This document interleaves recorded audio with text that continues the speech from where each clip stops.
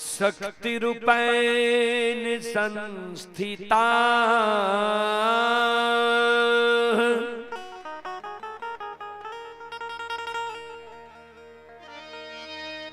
नमस्तस्यै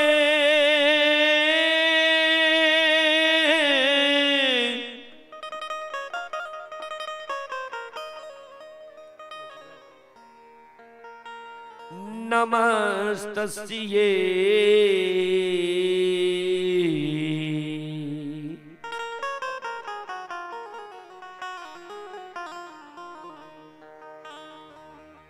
नमस्तस्यै नमो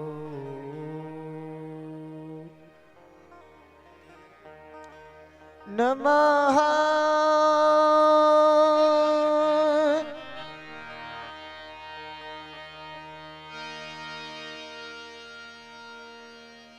वंदा गुरुपद कंज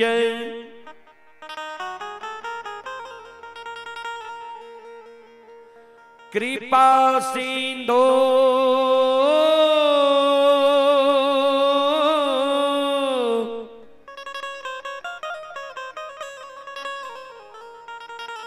नर रूप हरि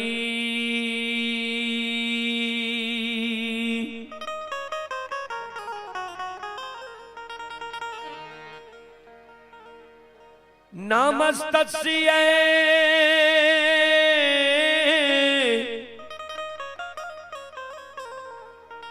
नमस्तस्यै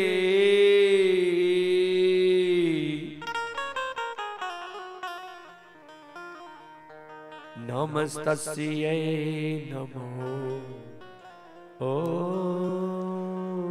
नमः।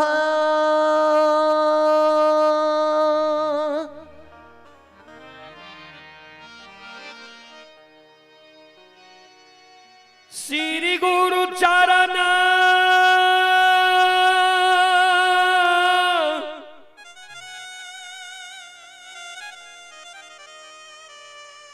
सरोज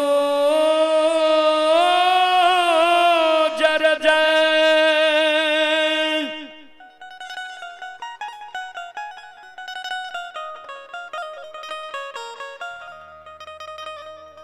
निज मन मुकुर सुधार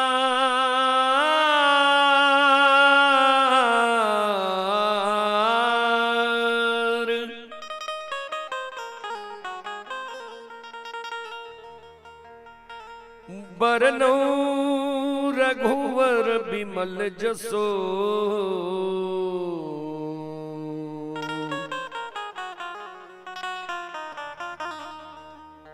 जोधा यज्ञ फल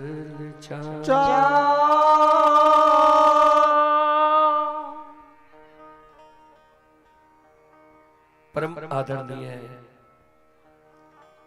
महानुभाव श्रोत सज्जन वृंद भक्ति स्थल पर उपस्थित भक्तजन संतजन गुरुजन तमाम ग्रामवासी भारत भूमि की गौरव गरिमा बढ़ाने वाली देवी तुल्य माता एवं शक्ति स्वरूपा बहनों की चरण रूपी गंगा में दासों के दास सेवकों का सेवक रूदल पंजियार का कोटि कोटि प्रणाम है। बहुत अपार हर्ष की बात है बाबूजी,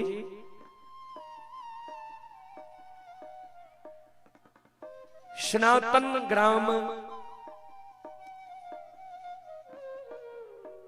थाना पत्थर गामा और झारखंड में हमारे श्रद्धालु भक्तजनों के द्वारा यह धर्म गाथा भगवती का आयोजन किया गया है, जिसमें आप लोगों के बीच आप सभी श्रोताओं मां बहनों की सेवा करने के लिए भी उपस्थित है। मां भगवती धर्मगाथा भगवत मंडली गायक रूदल पंजियार जी, जो ग्राम पंचायत बेलवारा प्रखंड सिमरी बख्तियारपुर जिला सहरसा से चलकर आपके पावन पवित्र नगरी में आप सभी श्रोताओं मां बहनों की सेवा करने के लिए उपस्थित हैं। और इतनी बड़ी भक्तों का सैलाब उमड़ा है कि पंडाल के बाहर भी हमारे श्रद्धालु खड़े हैं। सभी चाहने वालों को रुदल बंजार की ओर से कोटि कोटि प्रणाम है। चले मैं आप सबों को सबसे पहले एक देवी गीत की ओर लेकर चलता हूं, उसके बाद मैं प्रसंग से सेवा करने का प्रयास करूंगा। एक बार मैं सभी श्रोताओं मां बहनों सभी से आग्रह करता हूं, एक बार आप लोग दोनों हाथ उठाकर मां भगवती बाबा धर्मराज के नाम का जयकारा लगावे। और मैं आप सबों को सूचना दे दूं, अभी जो यह कार्यक्रम हो रहा है यह Rudal Panjiyar YouTube channel, Rudal Panjiyar Facebook page, Maithili hits Bhagat channel पर यह अभी लाइव चल रहा है। यह सनातन गांव ही नहीं पूरा विश्व में लोग अभी यह देख रहा है अपने अपने मोबाइल में और स्मार्ट टीवी में। आप लोगों के मोबाइल में भी चलता होगा।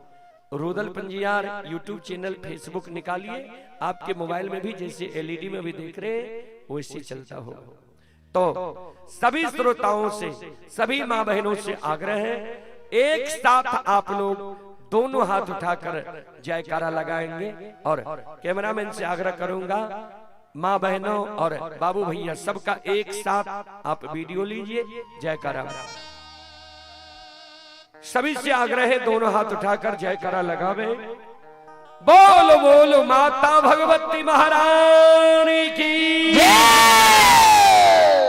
श्री दाता धर्मराज की, भक्ति और भगवान की, महारुद्र बजरंगबली की, उमापति महादेव की, बाबा डिहबार की, बाबा विश्वनाथ की, संत बाबा कारू खिरहरी की।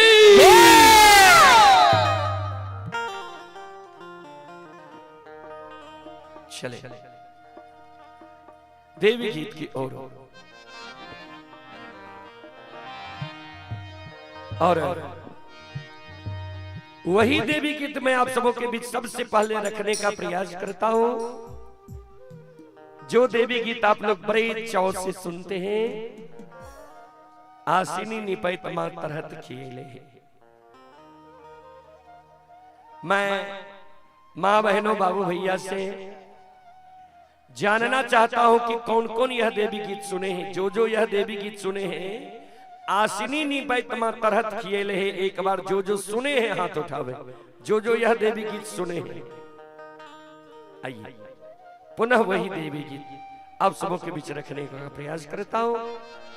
शांति का दान देकर बैठे, भक्ति प्रसादन सुनकर पुण्य के भागी बने।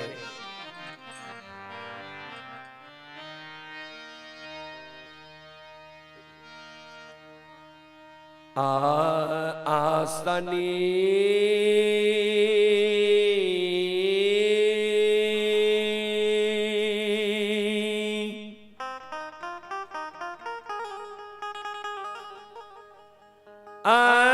अनिपैते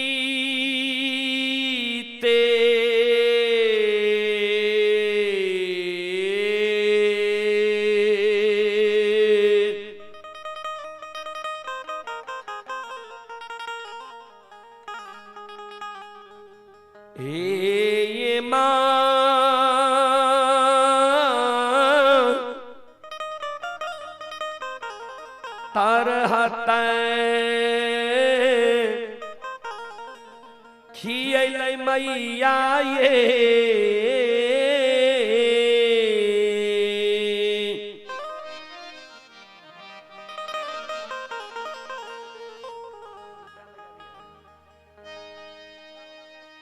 जाननी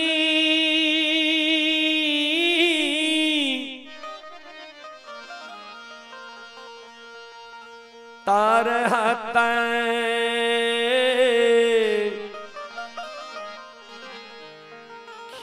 खियलै मई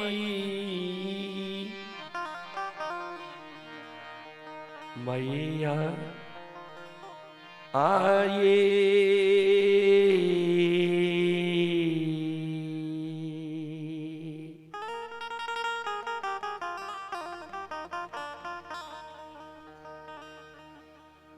जननी ये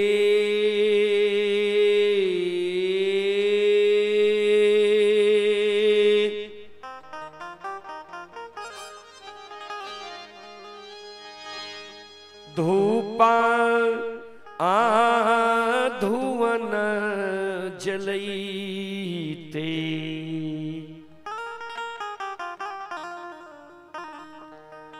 चुटकी जान आललै से तैयो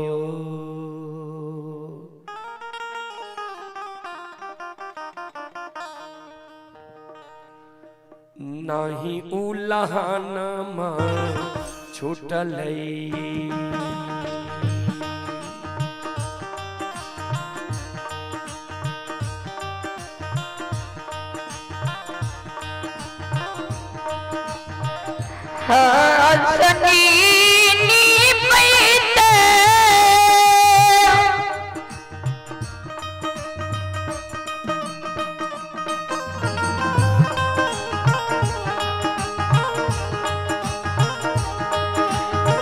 हे जमा दादा हथ खिले नहीं मैया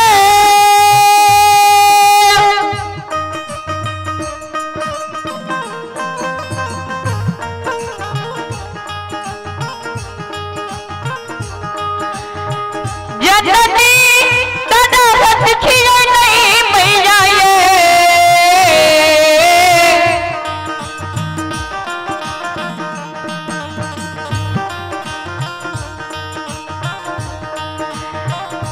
जननी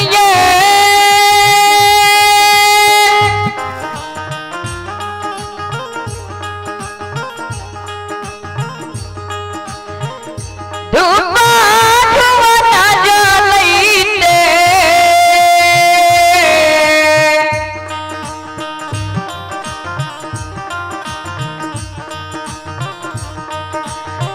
चुटकी जलैते तैयो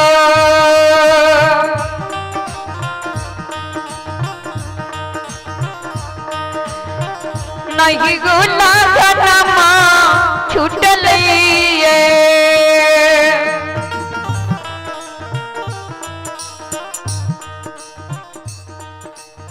ध्यान देवे श्रोता बंधु मां बहन बाबू भैया सब एक अबला एक बांझी एक बिचारी दुखियारी मां जगत जननी जगदम्बे भवानी आदि शक्ति भगवती के गहवर के ओसार पर जाके दोनों कर जोड़ के मां जगत जननी जगदम्बे भवानी आदि शक्ति भगवती से अर्जी करे, विनती करे, अपन कष्ट और दुख मां जगत जननी के सुनावे जी मां मैया अपनी के आसनी गहबर निपाइत मां हमर तरहत खिया गले अपनी के गहबर में धूप धुवन जलावत जलावत मां हमर चुटकी जल गले अपनी के गहबर में चढ़ावे के लेल फूल तोरे तोरे मां ना खुद खिया गले अपनी के गहबर में प्रतिदिन सांझ दैत दैत मां प्रत्येक सारी के आंचल जल गले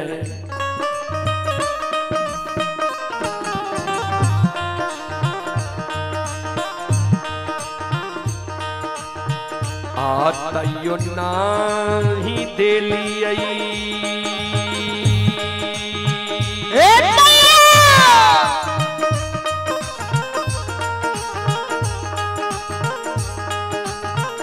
ये मां गोदी में लाला न माये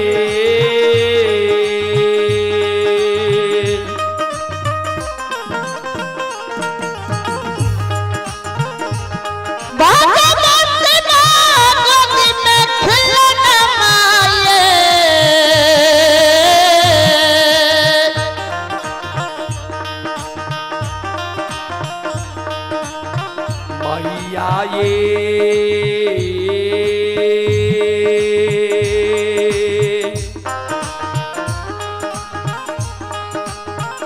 हमारा बनलिया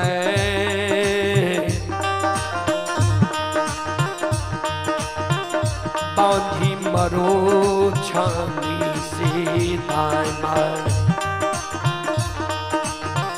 दाय माय उल्लाहनमा दै छै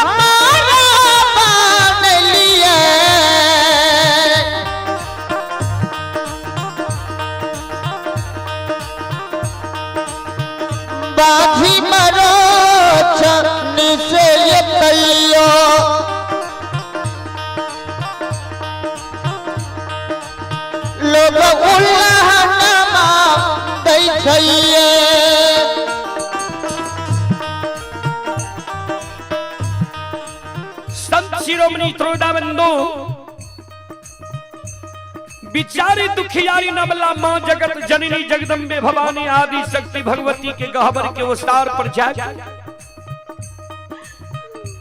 जार बेजार कोने आंख से आंसू माँ जगत जननी के गहबर के विस्तार पर बिचारी दुखियारी अबला के गिरे कैन कैन के माँ जगत जननी के कहे माँ हे मैया हमरा कोई सजे है एगो बेटा बेटी पुत्र पुत्री संतान नहीं दिलिए वही कारण नगर समाज के साथ ननंद गोतनी परोसनी हमरा उल्हन दैया उपराग दैया हमारे नाम मां बांधी राखनी है दाई माई के तो उल्हन उपराग मां हम सह ले छी लेकिन इस समाज में जो दाई माई के घर आंगन हम जाय छी दाई माई के घर आंगन में दाई माई के गोद में दाई माई के बेटा बेटी के खेलैत देखे छियै दाई माई के घर आंगन में दाई माई के बेटा बेटी के हंसने की आवाज सुनै छियै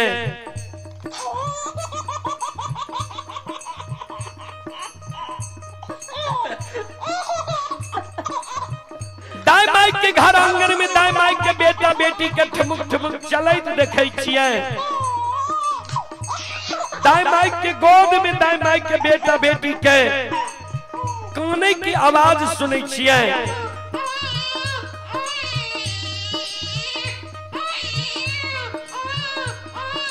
वो आवाज सुन के हमारी हिया सालैया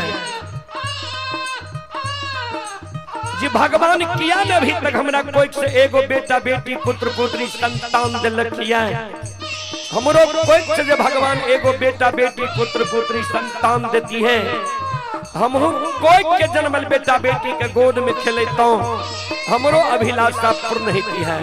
ए माँ, ए मैया, ए जगत जननी माँ मैया,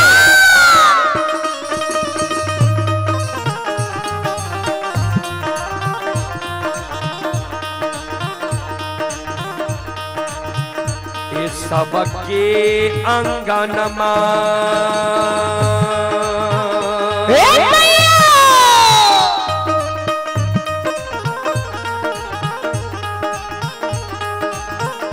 ये माँ खेले छै ललनमा ये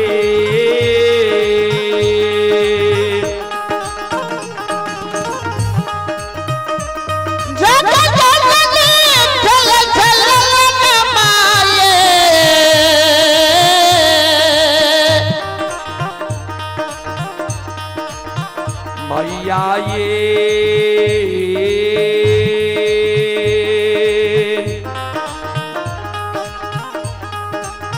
हमारो अंगनमा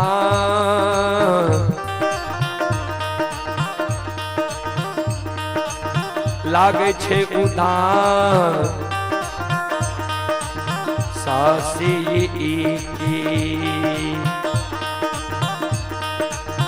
एक ये खिलौना बिना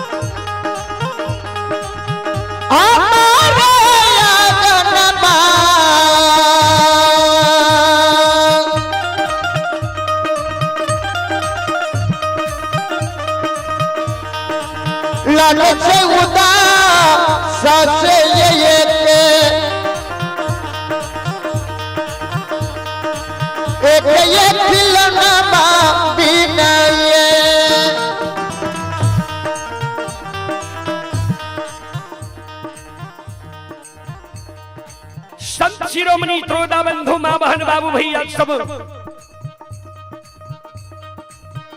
बिचारी दुखियारी नवलाजे माँ जगत जननी के गहवर के वो सार पर जार बेजार कौने रहे। आंख से आंसू जो बिचारी दुखियारी के गिरे रहे।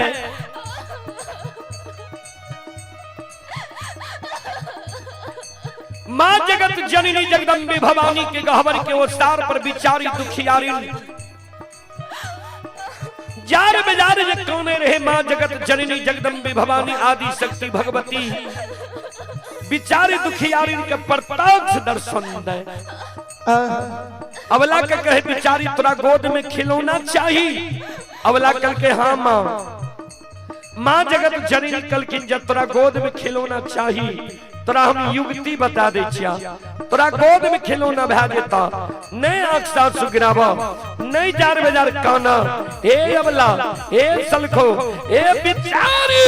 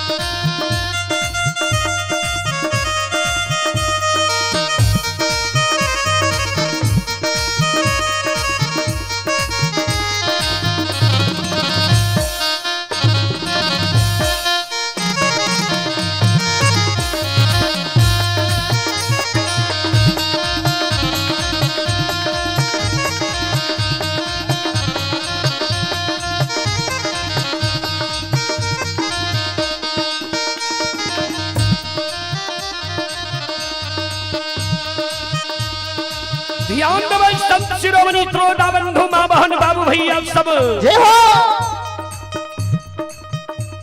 मां जगत जननी जगदम्बे भवानी अबला के कहे बिचारी सुना।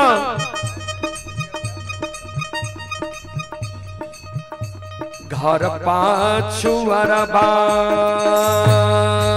जय हो।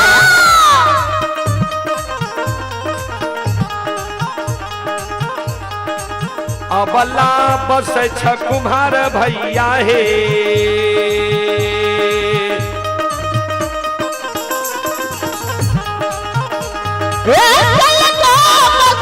कुम्हार भैया हे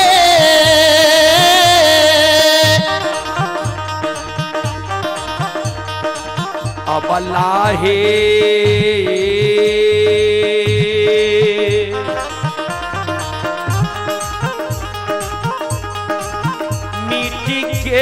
बालक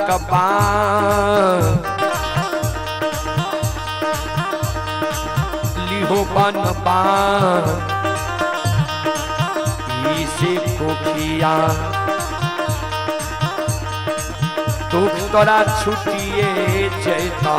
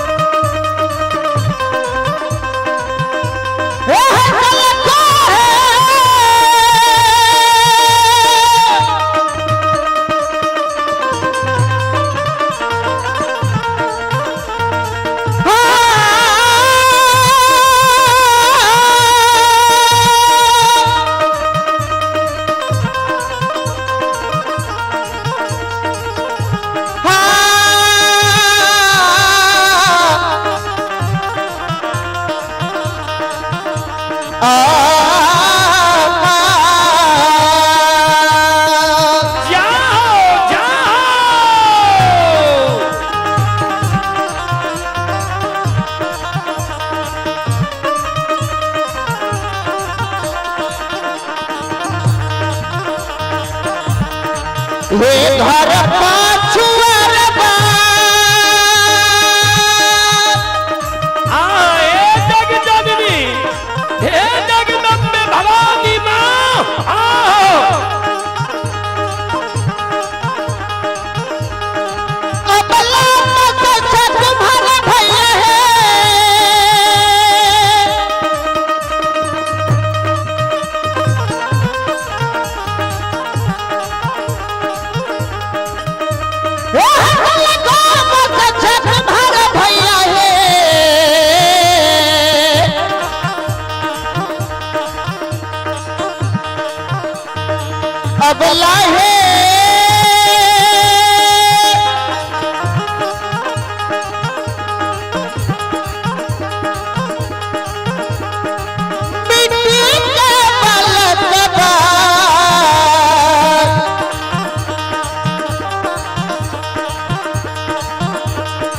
लिहे न बना इसे दुख पर छुटिए जाता है।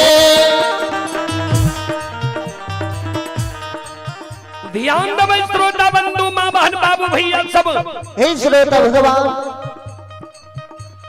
बिचारी दुखियारिन के माँ जगत जननी जे कहल के जे घर पछुआर में कुम्हार भाई बसे छा जा सुंदर मिट्टी के बालक बनवाली हो दाई मैं तोरा उल्हन पराग देना छोड़ देता। बिचारी दुखियारिन अबला काने लगले आंख से आंसू बिचारी के गिरे लगले। माँ हे मैया मिट्टी के बालक माँ हमरा नहीं चाहिए। मिट्टी के बालक ठेस लागे तो माँ फूट जाए छे। अब मिट्टी के बालक से दाई मैं हमरा उल्हन पराग देना नहीं छोड़ता है। माँ जगत जननी कलखिन जो तरह मिट्टी के बालक नहीं चाहिए चल जाने तो कमार भाई के द्वार, सुतिहार भाई के द्वार, बढ़ई भाई के द्वार सुंदर काठ लकड़ी के बालक बनवाली हो दाई मैं तोरा उल्हन पराग देना छोड़ देता। माँ जगत जननी जगदम्बे भवानी के शब्द सुन के बिचारी दुखियारी अवला काने लगले। माँ हे मैया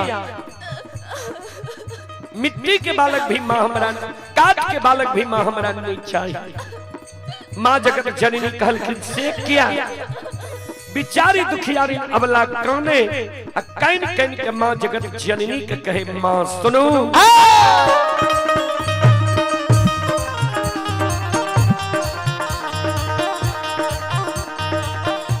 काठ के बालक बा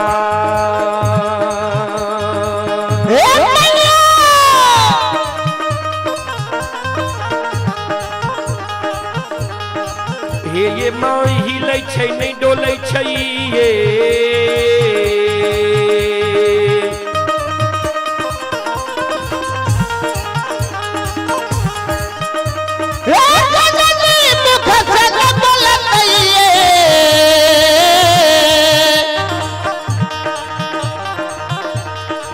भैया ये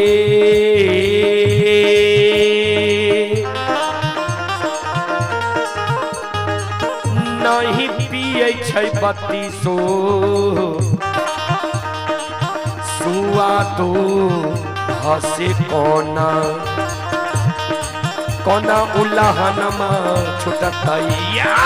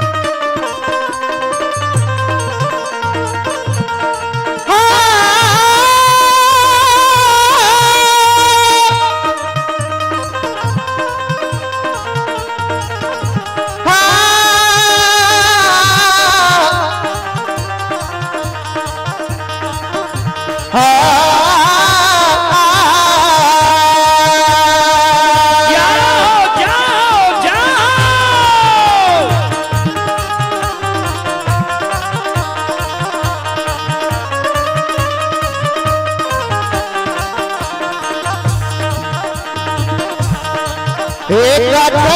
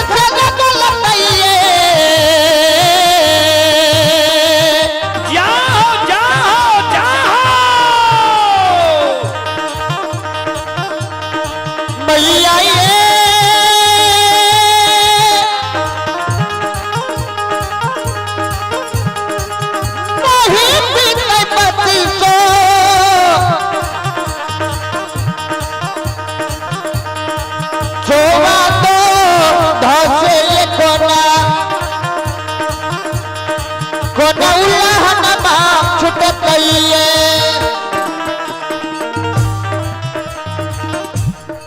श्रोता बंधु, माँ जगत जननी जगदम्बे भवानी आदि शक्ति भगवती कल के जो तोरा काठ लकड़ी के बालक नीचा चल जाने सोनार भाई के द्वार, सोनार भाई से सुंदर सोना के बालक बनवाली हो दाई मैं तोरा उल्हन पराग देना छोड़ देता। बिचारी दुखियारी ने अबला काने लगले, माँ ए मैया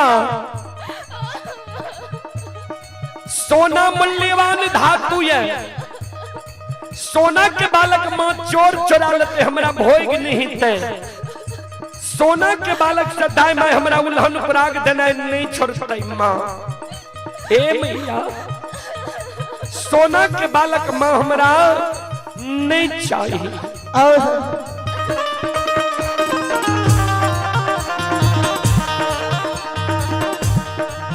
बिचारी दुखियारी ने अबला कौन है माँ, सोना के बालक हमरा नहीं चाहिए। माँ जगत जननी कल के बिचारी है जो तोरा सोना के बालक नहीं चाहिए। कौने किया छो माँ जगत जननी जगदम्बे भवानी के अबला कहे, माँ एगो बेटा बेटी पुत्र पुत्री संतान के कारण दाई मैं हमारा नाम बजनिया रखनी है। दाई मैं हमारा बजनिया कही अम्मा।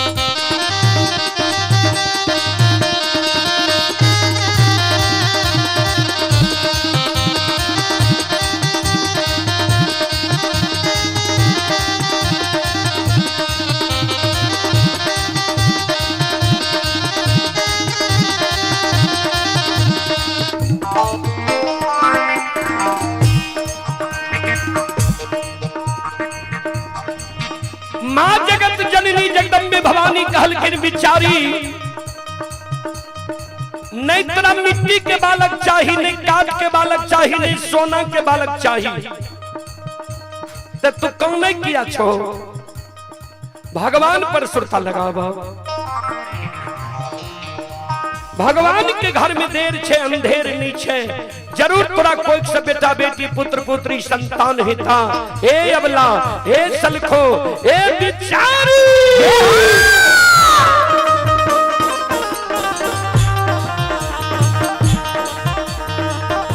धीरज बांधा धीरा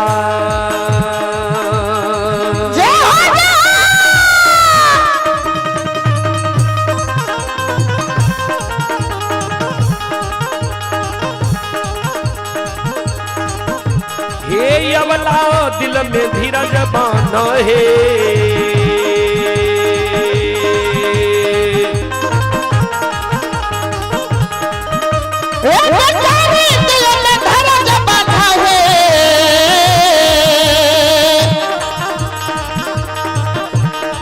अबला है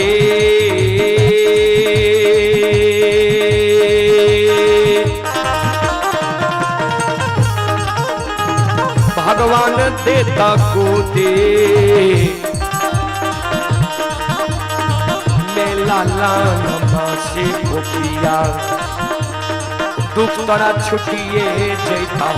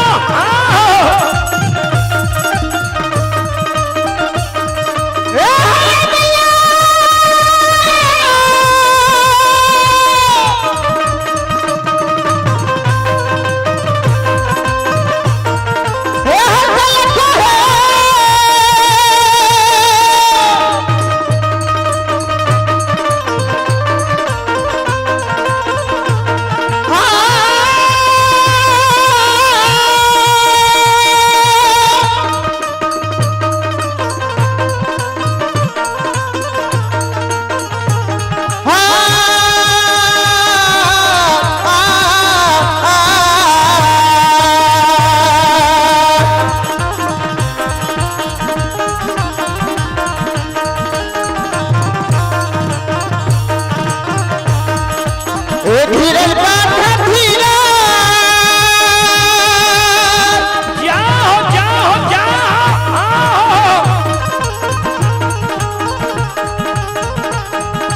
अब लगल में धीरज बांधा है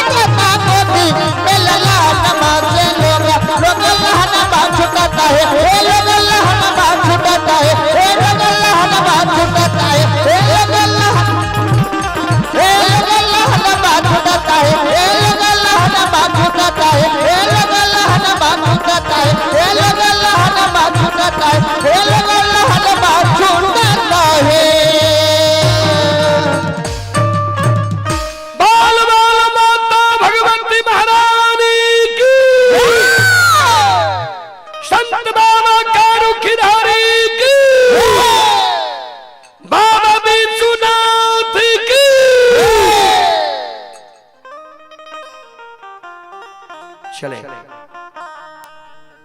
लाइव कार्यक्रम जो चल रहा है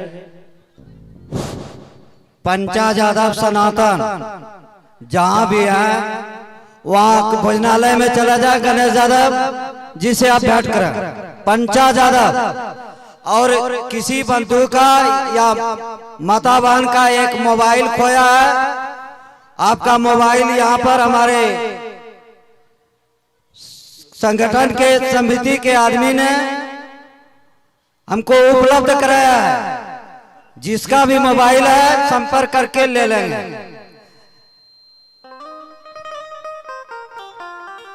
आइए कुछ श्रद्धालु पुरस्कार भेजे हैं ऑनलाइन। विकास कुमार की ओर से 21 रुपए की पुरस्कार आए हैं। गुलशन कुमार की ओर से 21 रुपए के पुरस्कार आए हैं। मुकेश कुमार की ओर से 51 रुपए की पुरस्कार आए हैं और इंद्रजीत कुमार की ओर से 21 रुपए की पुरस्कार आए हैं। बालदेव पासवान की ओर से 51 रुपए की पुरस्कार आए हैं। विभूति पासवान की ओर से 51 रुपए की पुरस्कार आए हैं और पंकज यादव सीएसपी केंद्र बेलवारा के ओर से 51 रुपए की पुरस्कार आए हैं। और आप है जयनाथ पजियार जिला मधेपुरा कुमारखंड प्रखंड ये कुसा वार्ड नंबर 6 से निवासी है। ये बेलारी पंचायत के हैं। दिल्ली में यह कार्यक्रम लाइव देख रहे हैं। श्रद्धालु की ओर से 51 रुपए की पुरस्कार आए हैं।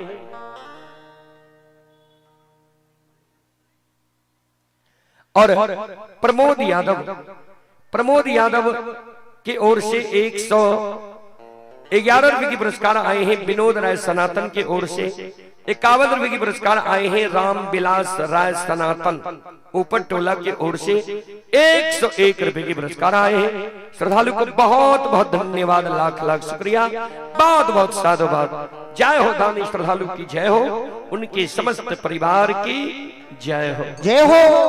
चले अब प्रसंग की ओर।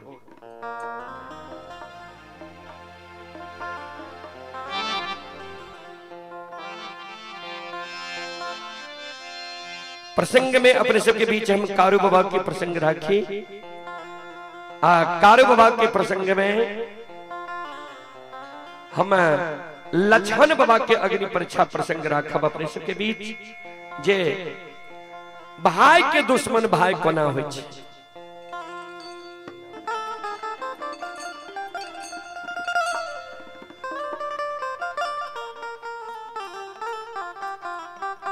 और हमारे महानुभाव की ओर से हमारी मंडली को ये माला से सम्मानित किया जा रहा है।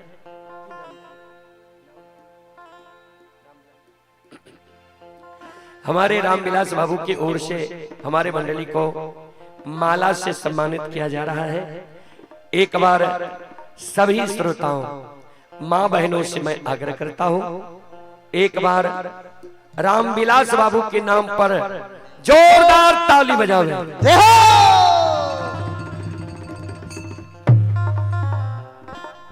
और आइए प्रसंग की ओर।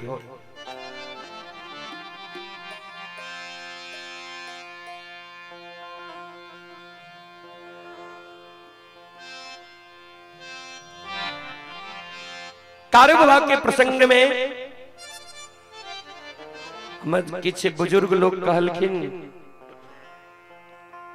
जे कार्य विभाग के प्रसंग में शुरुआती से प्रसंग कहब।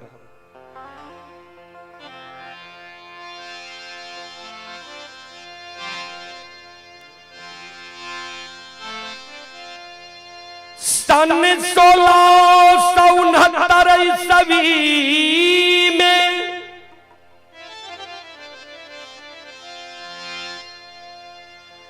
औरंगजेब बादशाह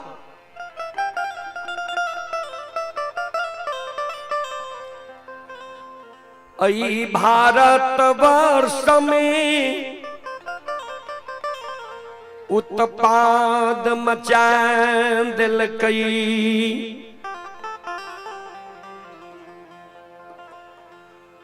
औरंगजेब बादशाह निर्दयी रहे, अपना पिता के कैद क्या के राजगद्दी पर आसीन भै गए। गुरु गोविंद सिंह के दूगो बेटा के जिंदा दीवार में छुड़वा दिल के एत बड़ा निर्दयी रहे। औरंगजेब बादशाह के उत्पाद से संत बाबा कारू के पूर्वज जिनकर नाम रहथिन रमनी खिरहर, उत्तर प्रदेश के गोकुल नगरी से 12 किलोमीटर उत्तर प्रमाणपुर गांव रहे हुए प्रमाणपुर गांव में बाबा कारू की पूर्वज रमनी रहे। औरंगजेब बादशाह के उत्पाद के डर से बाबा रमनी उत्तर प्रदेश के प्रमाणपुर गांव से भाग के बिहार राज्य सहरसा जिला महिषी प्रखंड महपुरा ग्राम में आब के बैस गला। जिस समय में बाबा रमनी अले रहे उस समय में बाबूजी सहरसा जिला नहीं रहे।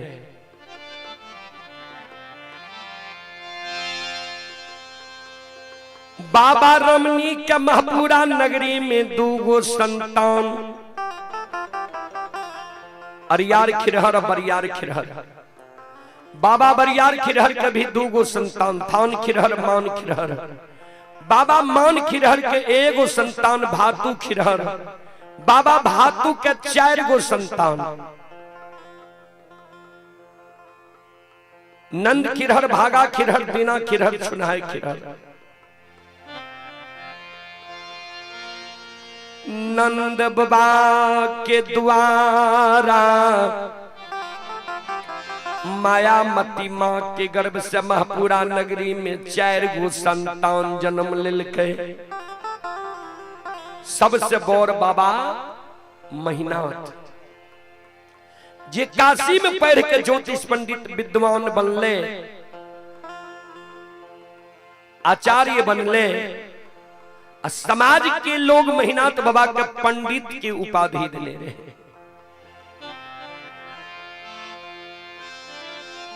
पांच पंचायत ब्राह्मण के ठाठ में यादव के वंश में यदुवंशी महीनाथ बाबा।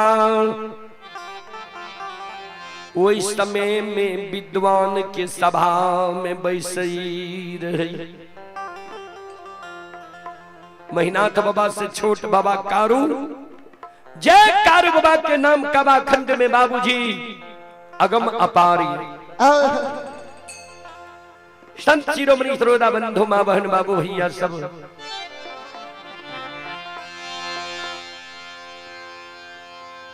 कारू बाबा से छोट बाबा साहबी जे बिना शादी शुदा के मर गए नावल्द भै गए।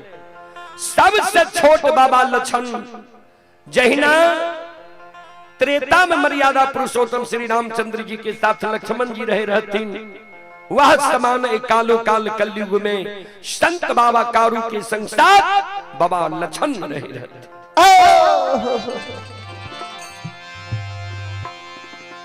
कारू बाबा के नाम कबा खंड में अगमय अपार हे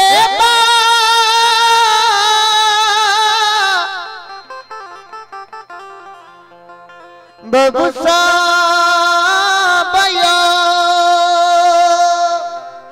संत शिरोमणि श्रोता बंधु, चलो आप प्रसंग पर। कारू बाबा के अधरी जंगल में लुल्ही बाघी नोछर लगा दिल के रहे। कारण की रहे तो गाय ला के कारू बाबा रहे गाय के सेवा करे वाला मानव, सनातन धर्म के माने वाला महामानव। गाय ला के कारू बाबा अगहन मास पलवा जंगल गले रहे। पलवा जंगल अभी सहरसा जिला दरभंगा के बॉर्डर पर छे। तो गाय के जे खूटा गारे रहे वहां कारू बाबा मां कमला के नाम से कोबला किलकिर छाकी जनार पान प्रसाद। गाय जहां कल के वो दिन कोनो कारण बस मां कमला के छाकी जनार पान प्रसाद नहीं दे सकले, जे कारण मां कमला विपक्ष भ गेले। मां गहिल के भक्त रहे बाबा कारू। मां गहिल से मां कमला सत करा के कारू बाबा के जीव दान में मांग ले।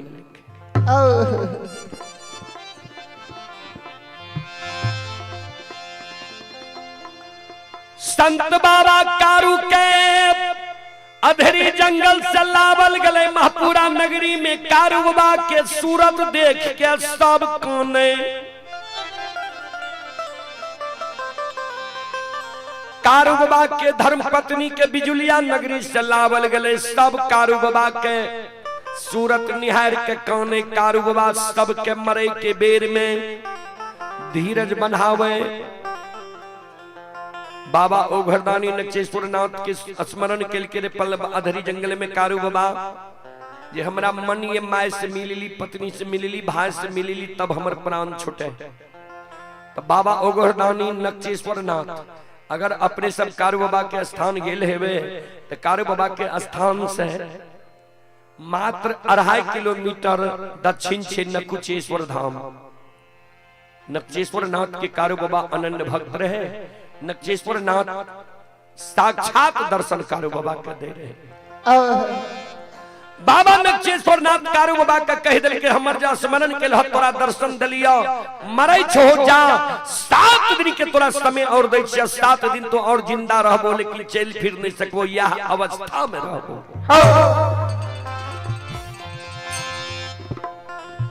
7 दिन से संत बाबा कारू लछन के जांग पर सिर दे के छोटका भाई बड़का भाई कारू के सोग में मुंह में अन्न जल नहीं लेके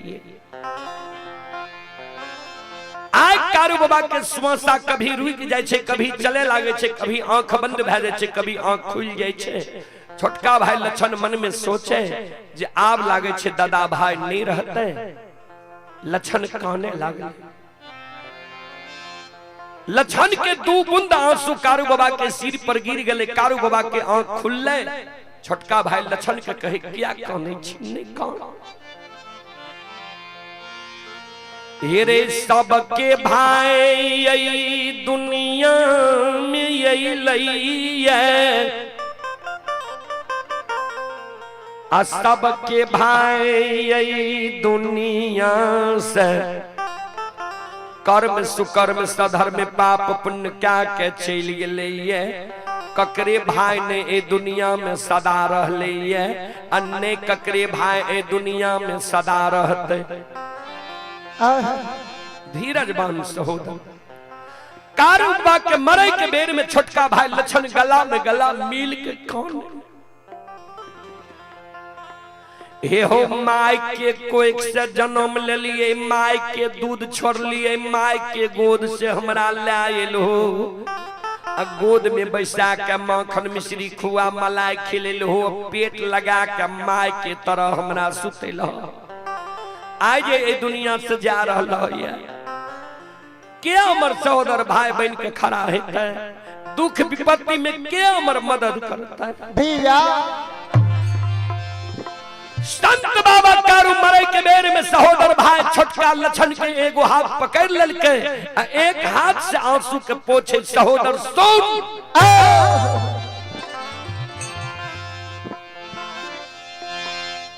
जा हमरा मरे के बेर में तू कानै छे, दूगो बचन तोरा हम मरे के बेर में देने जाय छियो, दोनों बचन के तू ध्यान से सुन। हम जब मर जइबई हमरा मृत शरीर के तू लाल पियर के फरकी डोली पर सरहा घाट पर तू ला जइहे।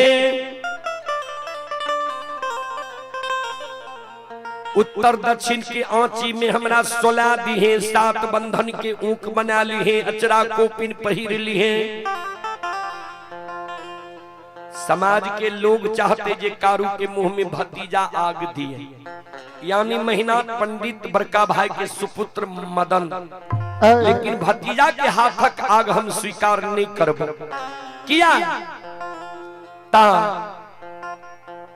हमर विवाह भले दुरागमन नहीं भले, भगवान हमरा जान से बेटा बेटी पुत्र पुत्री संतान नहीं दिलक, लेकिन तोरा हम भाई ने बेटा जन के पोस लियो ये मुंह में आग ले के कारण। कारू बाबा कहे मरे के बेर में छोटका भाई लछन के जेकर उम्र रहे 12 बरस,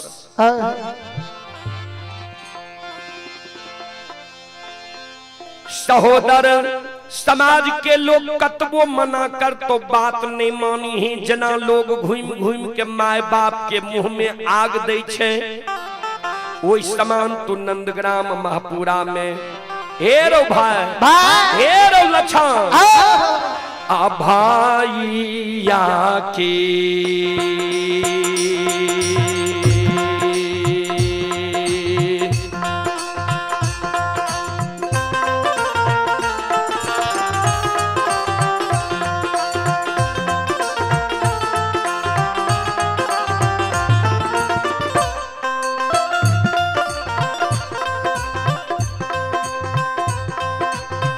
लछन सहोदरा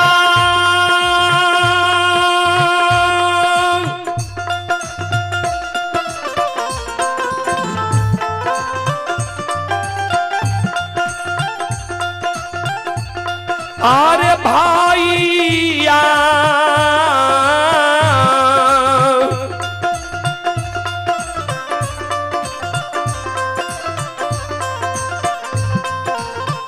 या के रे मुंह में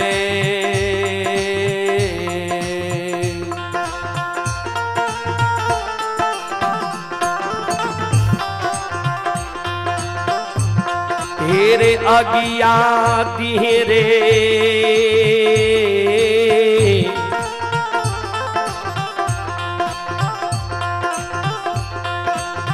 लछन बबुआ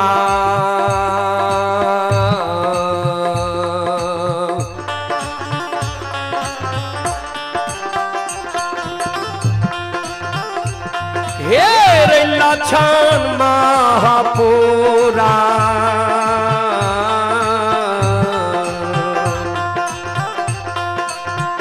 हेरे इन्ना रे दगा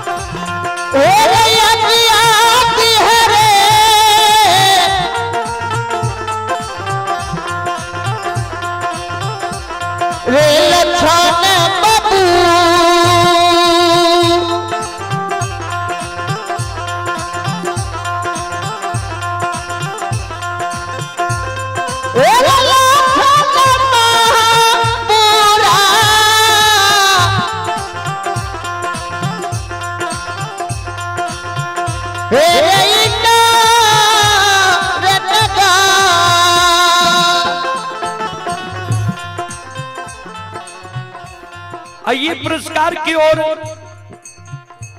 आप हैं रंजित कुमार जी, ग्राम सुखासन, थाना व जिला सहरसा के निवासी हैं और श्रद्धालु अभी यह बेंगलोर में यह कार्यक्रम मोबाइल के जरिए देख रहा है। श्रद्धालु की ओर से 21 रुपए की पुरस्कार आए हैं। शिव प्रिया कुमारी, पिता राजेश कुमार यादव, सौराजान जिला सुपौल के निवासी ही 21 रुपए की पुरस्कार आए हैं। संतोष कुमार की ओर से 21 रुपए की पुरस्कार आए हैं। आप हैं बेचन कुमार यादव, भाई शिवम कुमार, पिता महेश्वरी यादव, मां मंजुला देवी, ग्राम सितुहा प्रमुख टोला के निवासी ही। श्रद्धालु दिल्ली में यह कार्यक्रम अभी लाइव देख रहे हैं। श्रद्धालु की ओर से 51 रुपए की पुरस्कार आए हैं। इंद्रजीत कुमार की ओर से 21 रुपए की पुरस्कार आए हैं। श्रद्धालु को बहुत बहुत धन्यवाद, लाख लाख शुक्रिया, बहुत बहुत साधुवाद। जय हो दानी श्रद्धालु की जय हो, उनके समस्त परिवार की जय हो।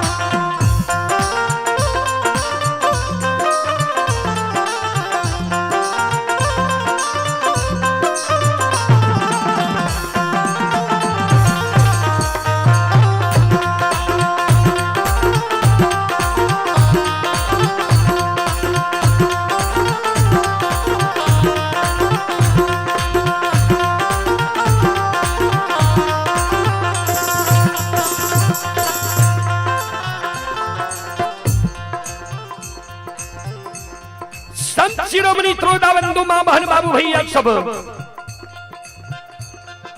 कार्य बात दोसर बचन लक्षण के कल के मरे के बेर में दोसर बचन ध्यान से सुन।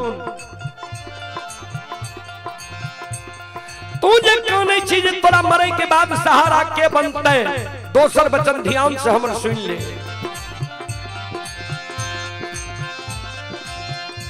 जहिना जिंदा में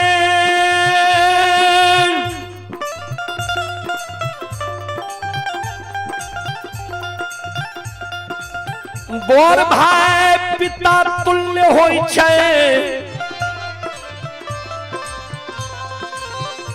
पिता तुल्य हमरा मानने ले हमहू तोरा छोट भाई अनुज भाई पुत्र के समान होय छै, पुत्र के समान तोरा मानने एलियो।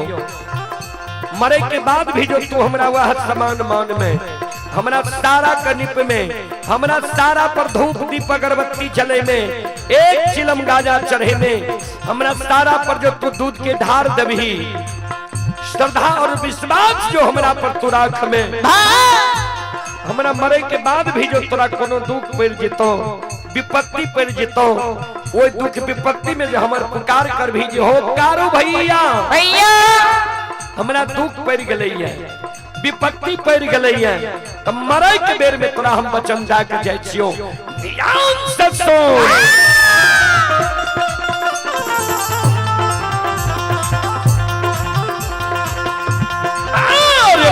लो में सहोदा जय हो जय हो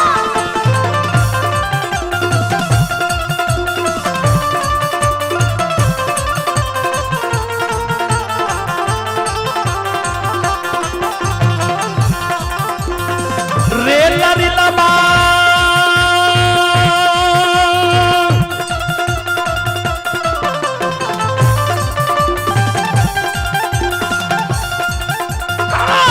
मारलो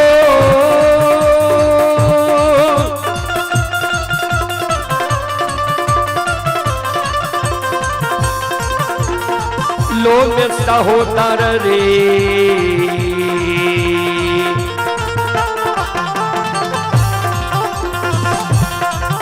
रे भैया बन के लक्षण बबुआ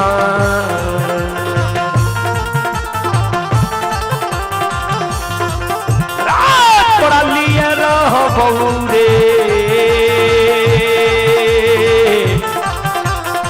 रे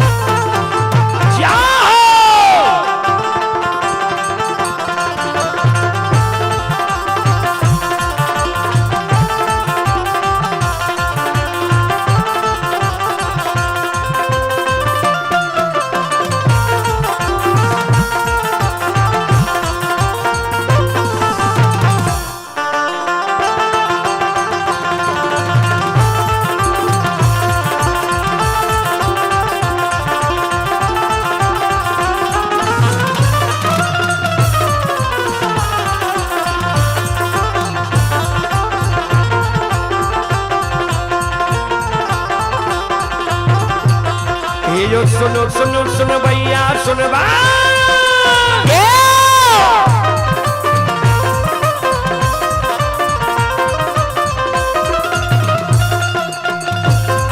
यो सुनो सुनो सुनो भैया सुन बे यो गवैया बज भैया सुन बे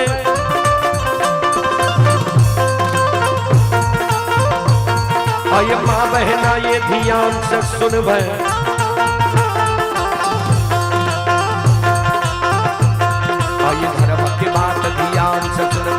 मालिक की लीला का सुन बरबार लीला गोसाए रचल माया लगे लगे रास रचल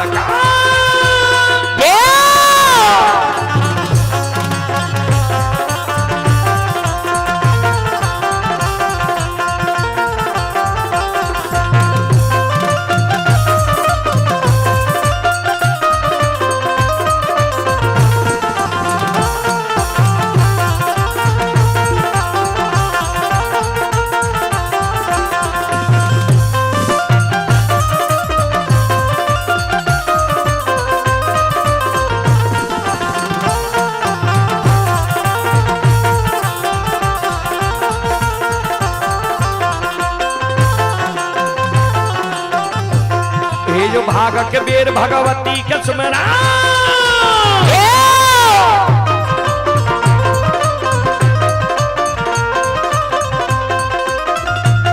हे जो भाग के बेर भगवती के सुमरा सादा भवानी जगदम्बा के सुमरा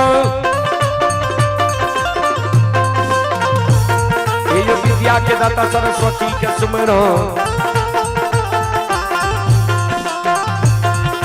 गौरी के पुत्र गणेश के सुमरो उमापति यो महादेव के सुमरो हारे यो वीर पवन सुत के सुमरो दुर्गा काली महाकाली के सुमरो सभा के बीच धर्मराज के सुमरो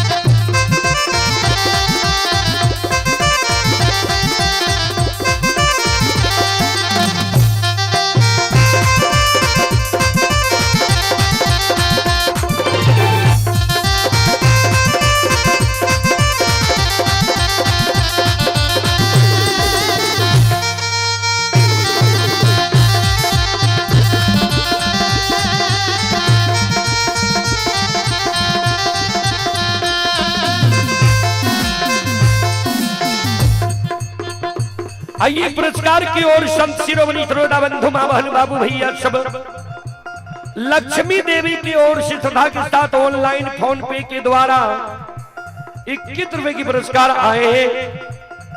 आप हैं पारो यादव की ओर से 21 रुपए की पुरस्कार आए हैं। कुंदन कुमार सनातन के निवासी श्रद्धालु की ओर से शानदार 21 रुपए की पुरस्कार आए।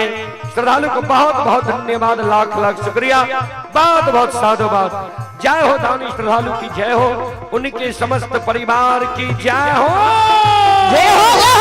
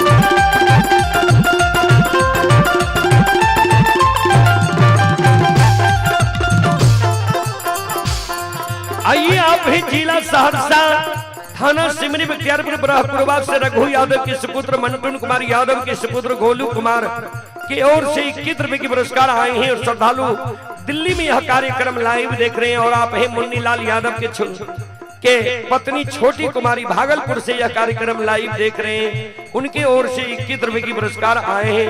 और आप हैं संत शिरोमणि श्रोता बंधु गुजो राय सनातन के निवासी हैं। गुजो राय सनातन की ओर से 51 रुपए की पुरस्कार आए हैं। शांति राय सनातन की ओर से 51 रुपए की पुरस्कार आए हैं। प्रमोद यादव संग्रामपुर के ओर से 51 रुपए की पुरस्कार आए हैं। श्रद्धालु को बहुत बहुत धन्यवाद, लाख लाख शुक्रिया, बहुत बहुत साधुवाद। बोल बोल सच्चे दरबार की। श्रोताओं से आग्रह करता हूं, इतनी बड़ी संख्या में आप लोग आए और जयकारा आप लोग समय समय पर अवश्य लगाएं। बहुत सुंदर इस गांव का नाम है सनातन, और सनातन धर्म से हम और आप जुड़े हुए हैं। तो सनातन धर्म बहुत बड़ी धर्म है, इसलिए मैं सभी श्रोताओं से आग्रह करता हूं, माँ बहनों से आग्रह करता हूं, एक बार सनातन धर्म के नाम पर दोनों हाथ ऊपर करें। सब माँ बहन सबसे आग्रह है, सब, और दोनों हाथ ऊपर करते हुए जयकारा लगावे। बोल बोल सनातन धर्म की।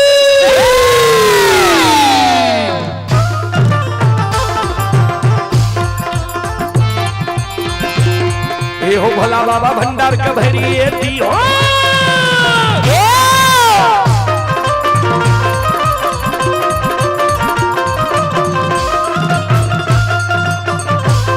ए हो भला बाबा भंडार का भैरी दी हो, ज्ञान के दीप सरस्वती जलई हो।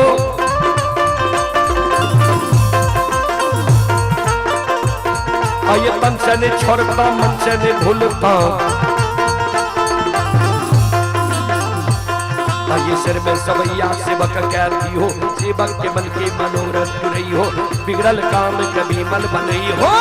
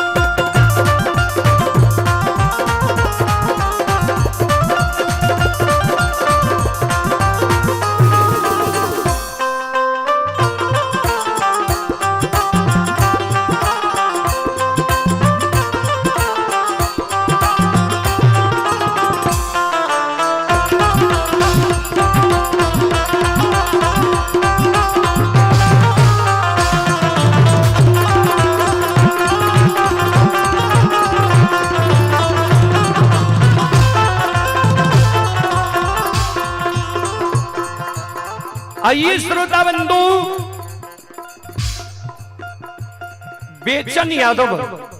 बेचन यादव सितुहा प्रमुख टोला के ओर से 21 रुपए की पुरस्कार आए हैं। आप हैं रणविजय राय जी।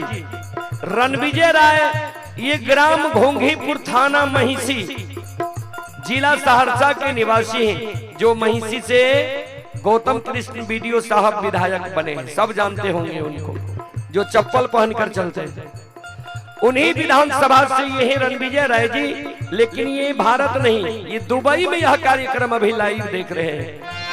दुबई से ये श्रद्धालु की ओर से श्रद्धा के साथ बड़े उदार दिल से 51 रुपए की पुरस्कार आए हैं। श्रद्धालु को बहुत बहुत धन्यवाद, लाख लाख शुक्रिया, बहुत बहुत साधुवाद।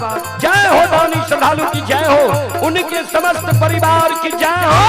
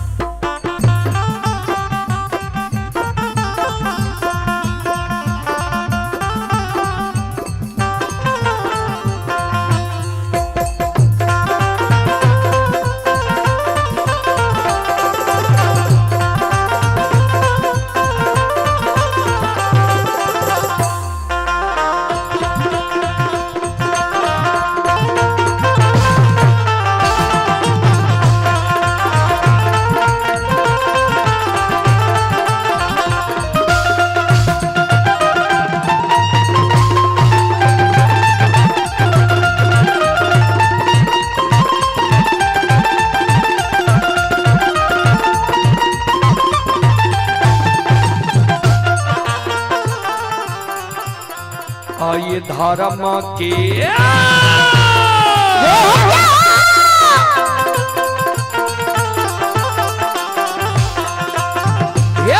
बाबा धर्म के लीला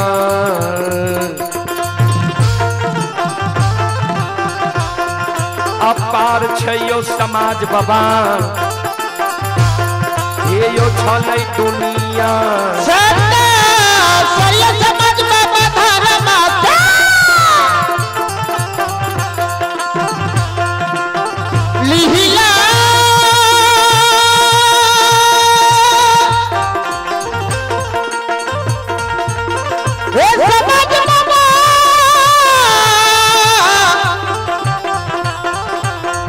समाज बाबा हो आगे हो गए बस तरह मेरा नाम है भगवान बने दियो।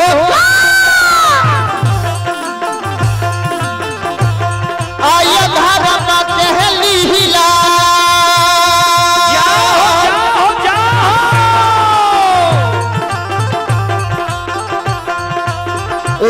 बाबा धर्म के लीला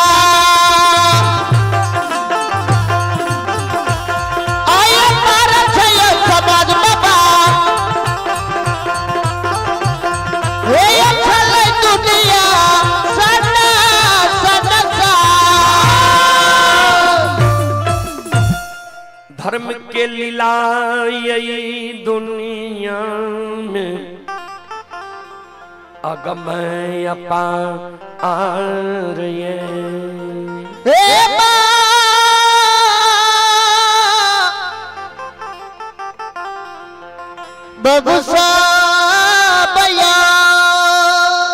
ध्यान देवे। कारू बाबा मर गए, समाज के लोग कारू बाबा के सरहा घाट पर ला गए। लक्षण मुंह में आग दल के दाह संस्कार क्रियाक्रम कारू बाबा के भय 4 दिन कारू बाबा का मरल भले, चौथे दिन से छोटका भाई लक्षण कारू बाबा के सारा करनी पे धूप दीप अगरबत्ती जलावे, फूल चढ़ावे, दूध के ढार दे। कारू बाबा कल कर 1 चीलम गांजा चढ़ावे, लक्षण जोरा चीलम गांजा चढ़ावे कारू बाबा के सारा। ध्यान एक तो यादव वंश में कारू बाबा से बौर भाई महीनाथ काशी में पढ़ के ज्योतिष पंडित विद्वान आचार्य बनले। बनगांव महिषी के ब्राह्मण लोग 5 पंचायत जय जगह कारू बाबा के स्थान छे 5 पंचायत छे ब्राह्मण के ठाट। कहबे कौन कौन? बिहार में सबसे बड़ा गांव कौन छे जाने छी? अपने सब जाने हेबे, नहीं जाने हेबे तो सुन ली, गूगल पर सर्च क्या लेबे। सबसे बड़ा गांव छे बनगांव जी। बनगांव 3 पंचायत छे, बनगांव पूर्वी, बनगांव पश्चिमी, पश्चिमी बनगांव उत्तरी। तीनों पंचायत ब्राह्मण के ठाठ। 2 पंचायत बगले में महिषी, महिषी उत्तरी या महिषी दक्षिणी। महिषी दक्षिणी पंचायत में ही महापुरा छे। 5 पंचायत ब्राह्मण के ठाठ। यादव वंश में जो महीनाथ बाबा पढ़ के पंडित बनले, आचार्य कहने रहे, तो ओकरा सबके हो जे यादव वंश में कहीं पंडित भेला ये। वह वंश में लक्षण भूत के पूजा करे लगले, सारा के पूजा करे लगले, मिट्टी के पूजा करे लगले। ब्राह्मण बाबा से आपस में विचार करे, जय वंश में काशी के पढ़ल पंडित ज्योतिष विद्वान आचार्य, वे वंश में भूत की पूजा होता है भगवान। जय दिन महीनाथ पंडित गौर पर चढ़ते हुए दिन ने पूछवा आज 6 महीना कारू बाबा का मरल भेल। आय बड़का भाई महीनाथ पंडित पाखर के पेड़ तर बैस के पोथी पुराण पढ़े छे। समाज के लोग अहिना सभा लगा के बैसल रहे। समाज के लोग के महीनाथ बाबा पोथी पुराण के बानी के समझावे छे। आय महीनाथ बाबा के विषय छे मानव जब मर जाय छे कर्म के अनुसार दोसर योनि में जन्म होय छे। आय वो सभा में 2-4-10 गो ब्राह्मण बाबा बैसल रहे।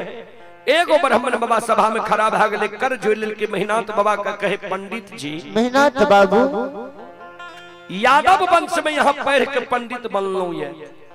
यहाँ जे कहे छिए मानव मर जाय छे कर्म के अनुसार दोसर योनि में जन्म होय छे, सुनइए वाला ता के लिए कि कहियो वाला के लिए, यानी श्रोता के लिए ही कि वक्ता के लिए भी? महीनाथ बाबा कलखिन सबके लिए किया। कभी स्पष्ट क्या के लिख दिलखिन, ये ध्यान से सुनबे। कर्म प्रधान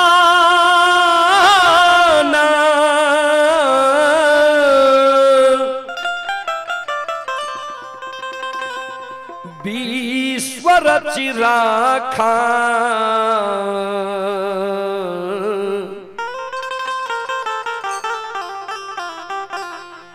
जो जस करई तास फल चाखा।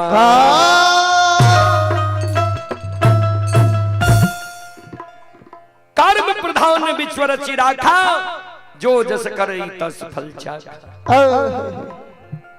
ब्राह्मण बाबा कलखिन कहलिए तो ठीके पंडित जी, लेकिन यहाँ के अपना घर में की बह रही है, यहाँ का मालूम ही है। महीनाथ बाबा कलखिन हमारे घर का ठीक ठाक है। ब्राह्मण बाबा कलखिन नहीं सुन लिया। आज से 6 महीना पहले यहाँ के भाग कारू मर गेल, नियम के विरुद्ध अक्षय भतीजा यहाँ भाग से आग दिले लिए। 4 दिन कारू के मरल भेल। चौथे दिन से यहाँ के छोटका भाई लक्षण कारू के सारा का निपैये, धूप दीप अगरबत्ती जलावे, फूल चढ़ावे, दूध के ढार दे। जय वंश में काशी के पढ़ल पंडित ज्योतिष विद्वान आचार्य, वे वंश में भूत की पूजा होता है।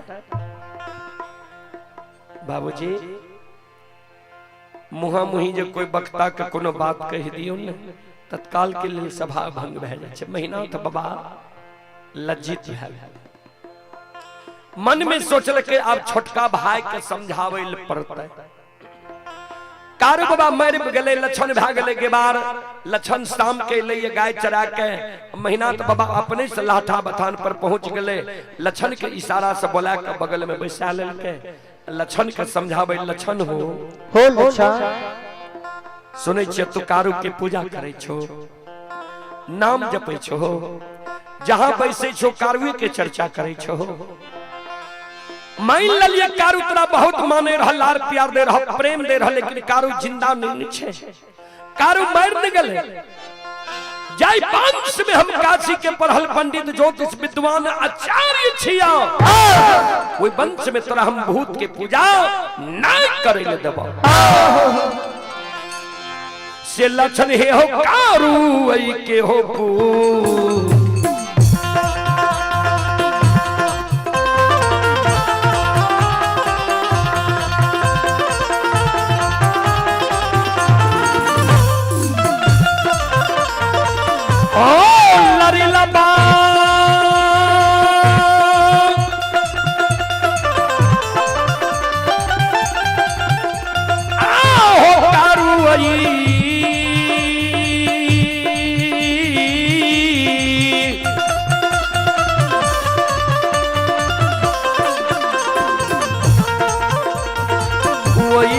पूजा हो।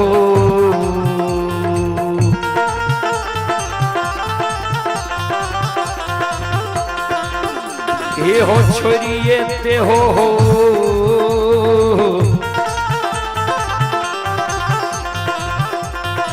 लक्षण बबुआ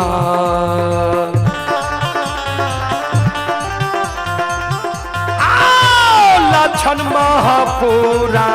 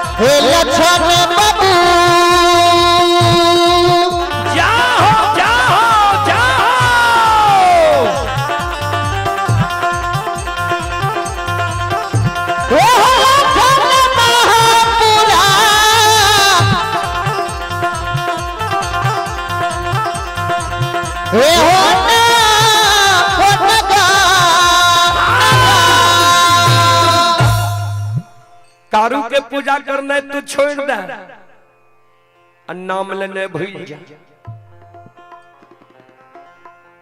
मुहा मुही लक्षण कुछो नहीं बोल। जे कारू भैया के पूजा करने छोड़बो कि नहीं छोड़बो, नाम लेने भूलबो कि नहीं भूलबो, लेकिन मेहनाथ बाबा के बात के प्रभाव भी नहीं पड़ला।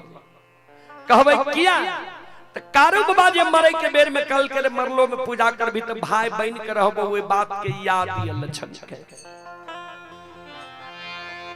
लक्षण ने कारू बाबा के पूजा नहीं छोड़ल के बड़का भाई मेहनाथ पंडित मन में सोचे लक्षण अब कारू के पूजा नहीं छोड़े छे, क्रोध बस एक चाट मार देबै, तामस देबै, समाज के लोग हमरा कलंक देते। जे चार भाई माई के कोई से जन्म ललका, दू भाई मर गए कारू साहबी, ओहो दोनों भाई के पुत्र पुत्री संतान नहीं भेले, ओकरो दोनों के हिस्सा धन संपत्ति हमरे दोनों के हिस्से। लोग हमरा कलंक देते जे मेहनाथ पंडित धन संपत्ति के कारण लक्षण के उल्लू चुल्लू करे छे, जे लक्षणों मर जा सारी संपत्ति हमर भै जाए। ऐ कारण लक्षण के नहीं एक चाट मारबै नहीं दामस देबै। समाज के सबसे बड़ो होय छे समाज, समाज के बोला ले छिए आ समाज के मरर मंजन प्रमुख लोग के कहबे जे लक्षण के बुझा दियो समझा दियो जे कारू के पूजा नहीं करे, नहीं कारू के नाम ले, नहीं कारू के चर्चा करे। आए मेहनाथ बाबा महपुरा के मरर मंजन प्रमुख लोग के लहठा बथान पर बोला के सभा लगा दिलकई।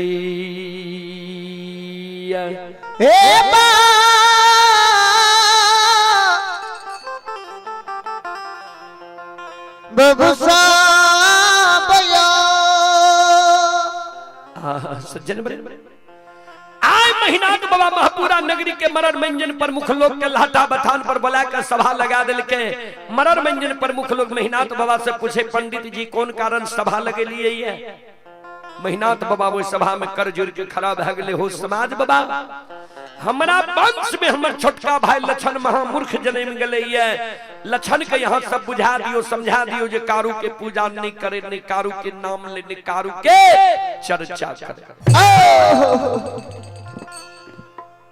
समाज के मरण मंजन प्रमुख लोग लछन के बुला के बगल में बैसा लेके लछन के समझावे लछन ठीके ने तोर भाई कहे छा कारू मर गए कर्म के अनुसार कारू के दोसर योनि में जन्म भ गेल हेते आ तू जे कारू के पूजा करे छो नाम जपे छो अच्छा नहीं छा। मान ला कारू बहुत माने रह जिंदा नहीं छे मर न गेले जे वंश में काशी के पढ़ल पंडित ज्योतिष विद्वान आचार्य ओइ वंश में तू भूत की पूजा करे छो अच्छा नहीं होय छे। संत शिरोमणि सरुदाबंधो समाज के लोग जे लछन के समझावे रहे तो महीनाथ बाबा समाज के कहे समाज बाबा हम दुश्मन के समझलिए हमर बात ई दुश्मन नहीं मान ले तब समाज के बोले लो ये दुश्मन के समझावे के लेल ठीक से लक्षणा के समझा दियो। संत शिरोमणि सरुदाबंधु ध्यान देवे समाज के शब्द सुन के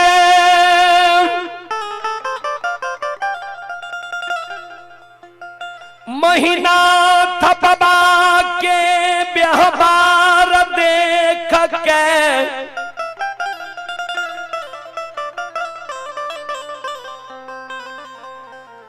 आय संत बाबा कारू के 6 महीना मरल भेले आय कारू बाबा के ई बात बर्दाश्त नहीं गेले। मरला अंत में संत बाबा कारू आए हुए सभा में लछन के अंग में समा गेले। लछन के द्वारा कारू बाबा सभा में खड़ा भ गए हाथ से ताली बजावे लागले शिवदानी के दोहाई दिए लागले हरा हरा महादेव।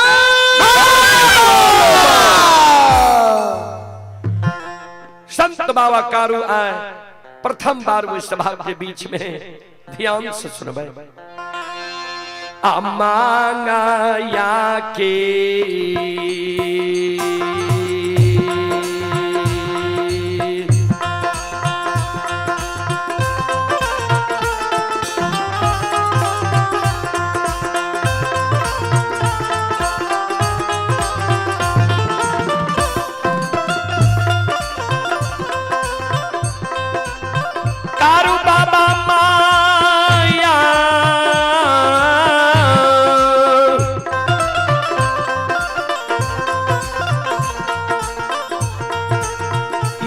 के लीला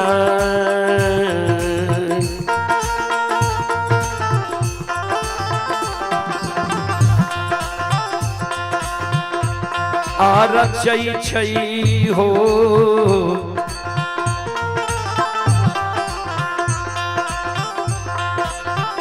कारू बाबा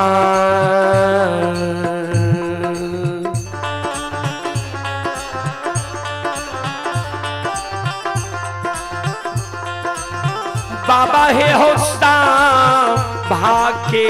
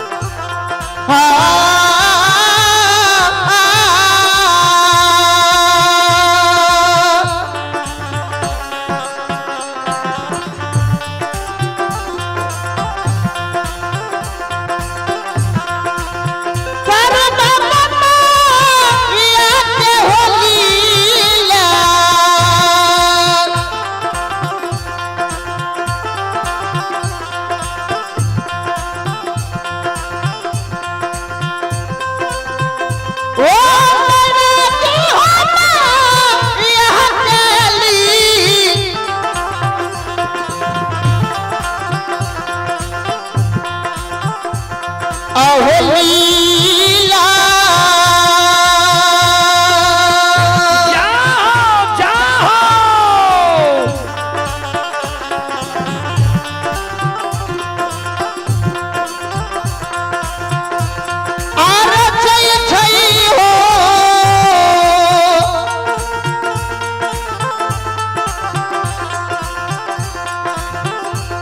सत्कारू बाबा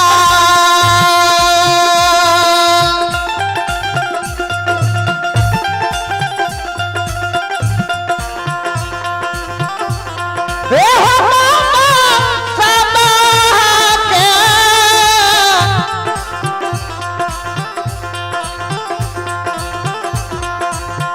हे हो हे भी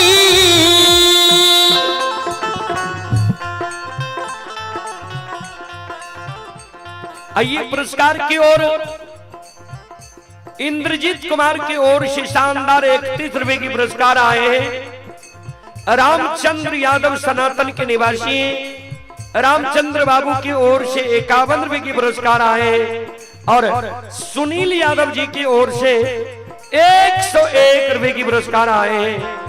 श्रद्धालु को बहुत बहुत धन्यवाद, लाख लाख शुक्रिया, बहुत बहुत साधुवाद। जय हो दानी श्रद्धालु की जय हो, उनके समस्त परिवार की जय हो, जय हो।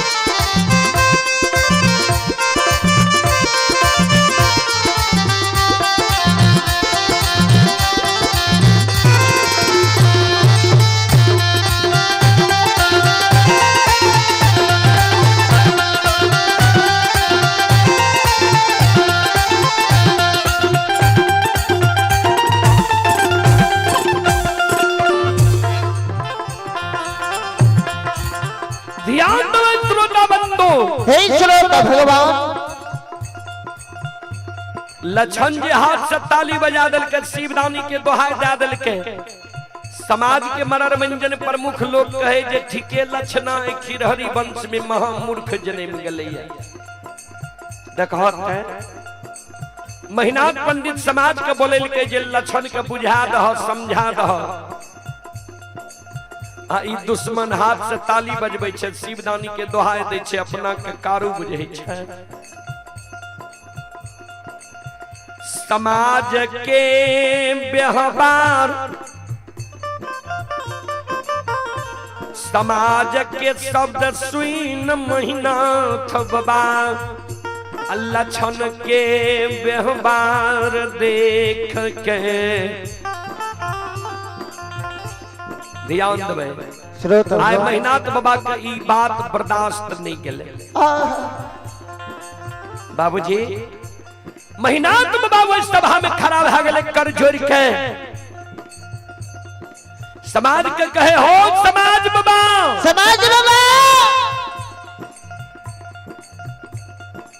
हम दुश्मन के समझलिए हमर बात नहीं मान के समाज के बोले लो दुश्मन के समझावे के लेल समाज के आज्ञा के दुश्मन भंग क्या दिल 10 के आज्ञा के जी दुश्मन भंग क्या दिल के तब 10 के द्रोही भाग 10 10 के जो द्रोही भागले तो 10 द्रोही बचे न कोई, और जो बचे सो बाबर हुई। 10 के आज्ञा का जी दुश्मन भाग भंग क्या दल के अभी हमार भाई ने हमार दुश्मन हमार भाई तब जब कारू के पूजा करने छोड़ दिए और नाम लेने भूल जाए। समाज बताओ 7 दिन के समय आए सभा में दुश्मन लक्षणा को हम दै छिए। 7 दिन के अंदर अगर लक्षणा कारू के पूजा छोड़ देते, नाम लेना भूल जेते, तब तई हमर भाई। अगर 7 दिन के अंदर लक्षणा कारू के पूजा नहीं छोड़ के नाम लेना नहीं भूल तो 8वें दिन 7 गो गाछ चंदन छे पोखर के महार पर कारू के हाथ के लगा 7 गाछ चंदन के कटवा देवे, चेला चिरवा देवे, अघनुआ लार के ढेरी के तरह सरहा घाट पर चंदन के चेला के ढेर लगा देवे।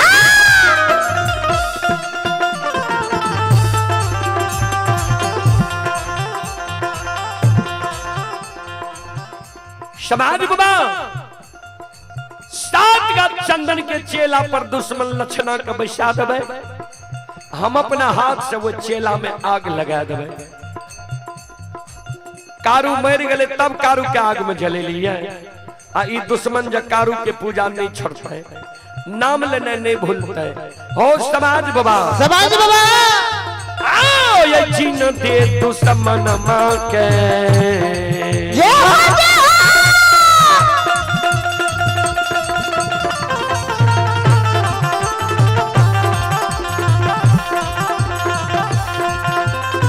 हो समाज लो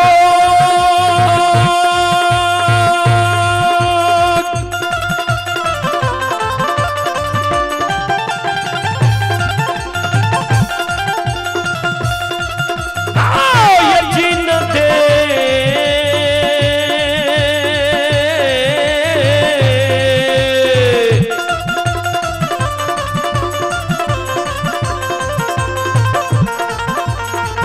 दुश्मन मां के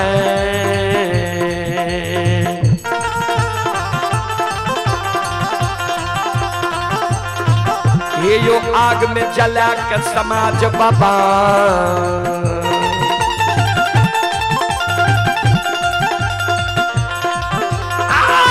देवई का गन हो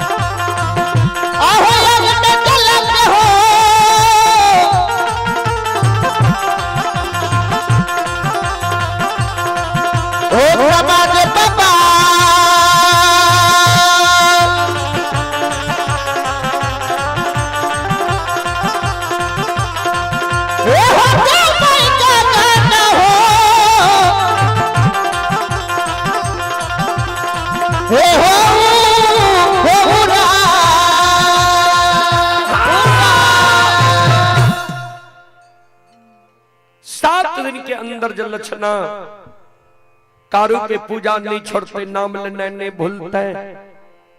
8वें दिन 7 गाछ चंदन के चेला में दुश्मन लक्षणा के बैसा देवे, हम अपना हाथ से आग लगा देबे, दुश्मन के जिंदा आग में जला के मार। आइए आप हैं सिंटू यादव, सनातन के निवासी हैं। श्रद्धालु की ओर से 21 रुपए की पुरस्कार आए हैं। श्रद्धालु को बहुत बहुत धन्यवाद, लाख लाख शुक्रिया, बहुत बहुत साधुवाद। जय हो दानी श्रद्धालु की जय हो, उनके समस्त परिवार की जय हो। आशीष कुमार के ओर से 101 रुपए की पुरस्कार आए हैं। श्रद्धालु को बहुत बहुत धन्यवाद, लाख लाख शुक्रिया, बहुत बहुत साधुवाद। जय हो दानी श्रद्धालु की जय हो, उनके समस्त परिवार की जय हो। जय हो। सभा भंग भै गेलै, इतना को बात कही। सब लोग के मन में रहे महिनाथ पंडित भले लक्षणा का दबाव दल के, इतने जब दबाव जब पड़ले ने आब कारू के पूजा छोड़ दे। लेकिन भक्त के हृदय निश्चल होइ छै बाबूजी, निष्पाप होइ छै। भाई के परम भक्त रहे लक्षण, लक्षण कारू बाबा के पूजा नहीं छोड़लके। आठम दिन महिनाथ बाबा मन में सोचे लक्षणा कारू के पूजा छोड़लके कि नहीं छोड़लके, एक बार देखल जाए। जे रास्ता से लक्षण जाए रहे कारू बाबा के पूजा करे ले सरहा घाट पर, वो रास्ता पर जाके आए बड़का भाई महिनाथ पंडित छिप के बैस गए। जेबो करे छे लक्षणा कारू के पूजा करे ले। आय लक्षण सवेरे सवेरे स्नान क्या ललकैये, फूलडाली में फूल ला ललकैये, कमंडल में दूध ला ललकैये, फूलडाली में 2 गो चिलम में गाजा भर के राख ललकैये। जा रहलैये कारू बाबा की पूजा करे ले सरहा घाट पर। जय न लक्षण पहुंचले महिनाथ बाबा लग। महिनाथ बाबा जे छिप के बैसल रहे, महिनाथ बाबा के नजर जब लक्षण पर पड़ गए। महिनाथ बाबा मन में सोचे, ओ ई दुश्मन त कारू के पूजा नहीं छोड़ले, ई कारू के पूजा करे ले जा रहले सरहा घाट पर। बड़का भाई महिनाथ पंडित आगे से सामने सामने लक्षण के खड़ा है। लक्षण के नजर पड़ले बड़का भाई महिनाथ पंडित पर, पैर चलना रुक गले, सिर नीचा का के लक्षण खराब है। महिनाथ बाबा कहे रे लक्षण, फुलडाली में फूल धूप दीप अगरबत्ती कमंडल में दूध ला के कते जा रहे, जल्दी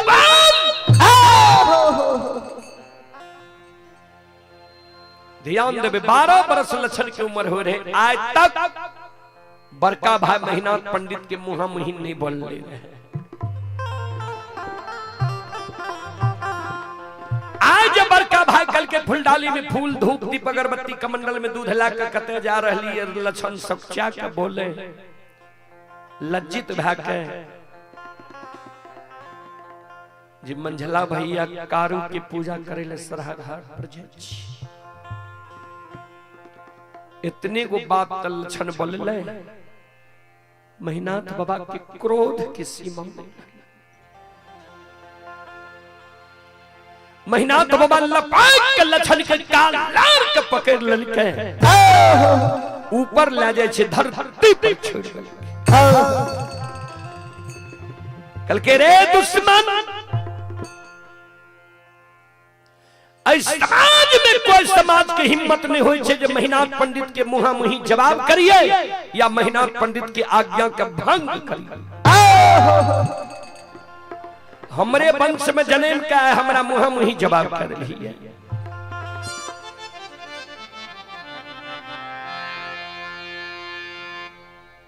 लक्षण कर जोर फुलडाली के धरती पर रख दिल के, कमंडल के दूध के धरती पर रख दिल, दोनों कर जोड़ के बड़का भाई महिनाथ पंडित के चरण में प्रणाम करे, कर जोड़ के खड़ा है।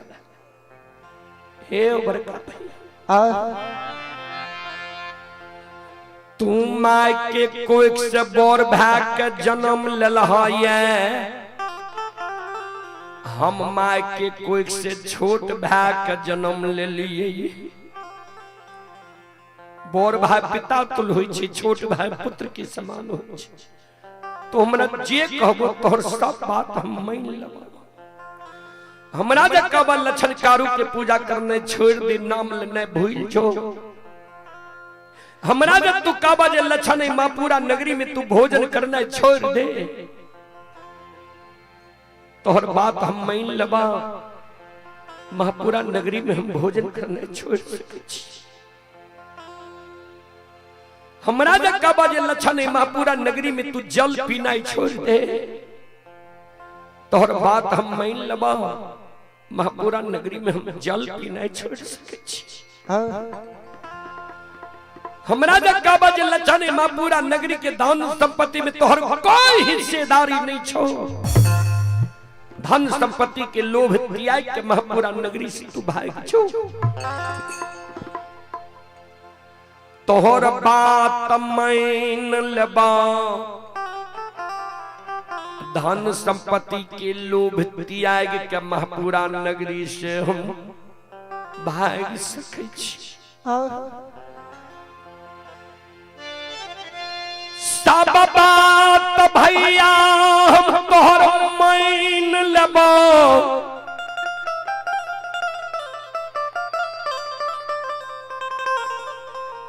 लेकिन एगो बात हम तोहर नहीं मानबो। जे कारू भैया हमरा गोद में बैसा के माखन मिश्री खुआ मलाई खिले के, पेट लगा के माय की तरह हमरा सुते के, ओई कारू भैया के ने हम नाम लेने बोलबा, ने पूजा करने छो। हमरा कहे जोन कारू के पूजा नहीं छोड़बी तो तोरा आग में जला के मार देबो। कारू के नाम लेने नहीं भूलबी तो तोरा जिंदा आग में झरका के मार देबो। आग में जल के हम मर जेबा। आग में जला के हमरा तुम मार देबो। आग में जल के हम मर जेबो। लेकिन जब तक हमरा तन में प्राण रहता, हमरा पंचभौतिक शरीर में रमता राम रहता। ए ओ बड़का भैया मारा तो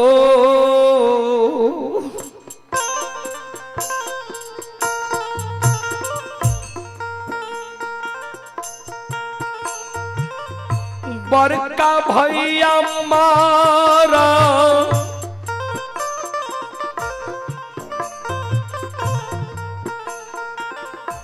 तो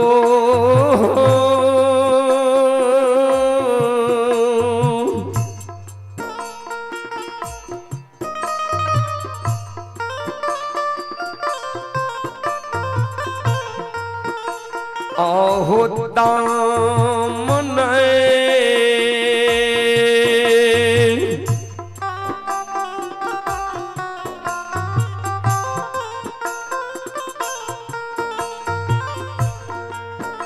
हे हो छोरवा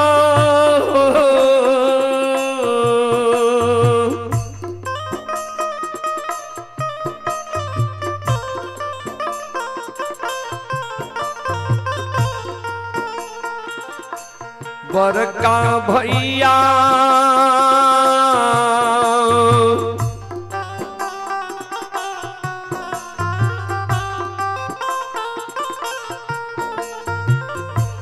नहीं छोड़ब कारू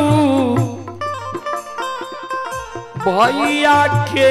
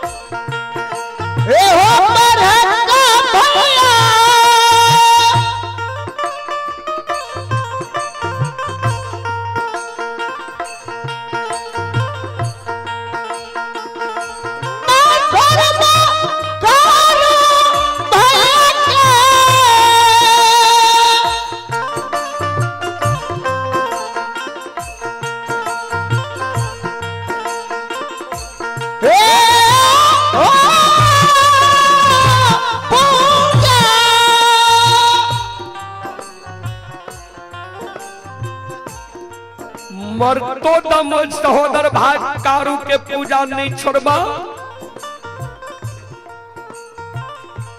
नाम लेना नहीं भूलबा।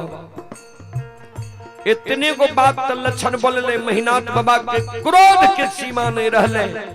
महिनाथ बाबा लपाट के लक्षण के कालर पकड़ ले के ऊपर ले जाए छे, धरती पे छोड़ दे छे।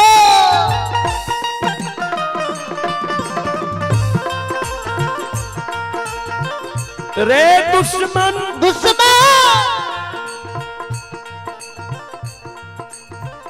समाज में कोई समाज के हिम्मत नहीं हो छे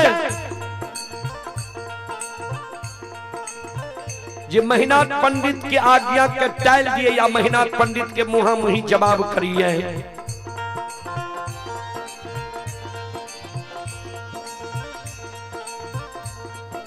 हमरे वंश में जन्म के हमरा मुहा मुही कह दिली है जे सब बात मान लब, एगो बात नहीं मानब, कारू भैया के पूजा नहीं छोड़बा।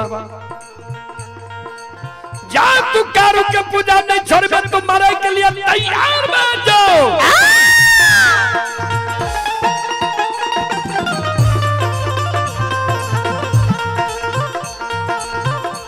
काल 12 बजे दिन में पूरा 7 का चंदन के चेला में जला के मार दबो। जे कारू जे देवी देवता के पुकार करना हो पुकार खाली है। देखबो के तोरा कल 12 बजे दिन में 7 का चंदन के चेला से बचावे लावे छो। जे हो श्रोता बंधु,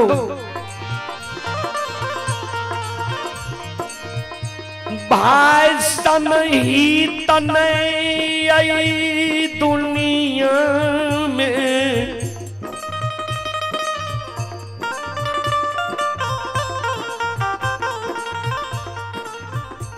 भाई सन दुश्मन नहीं होई छै। भगवान भाई सन हित न, भाई सन दुश्मन न। एक भाई अपन सहोदर सागा भाई के प्राण के रक्षा के कारण अपन सिर के कटवा ले छै। आज सहोदर सागा बड़का भाई के देखियो जे छोटका भाई के आग में जलावे के षड्यंत्र बना रहले है। जे हो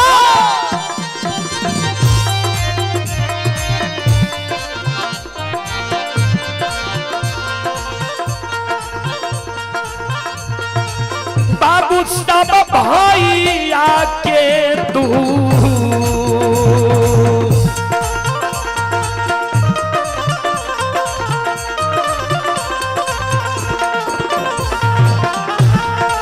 ये सुन भैया यो भाई आके तू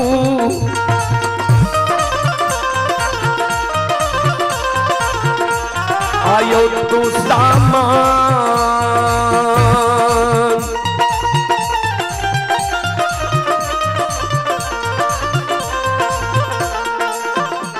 ये यो भैया बनल समाज बाबा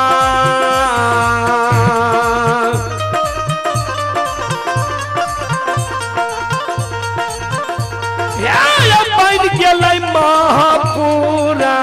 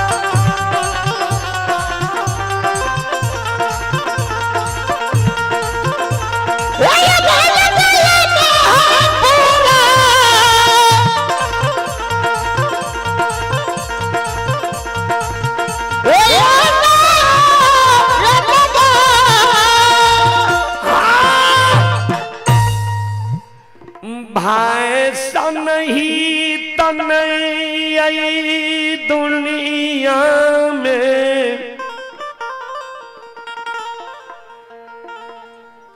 भाई सान दुश्मन नहीं हुई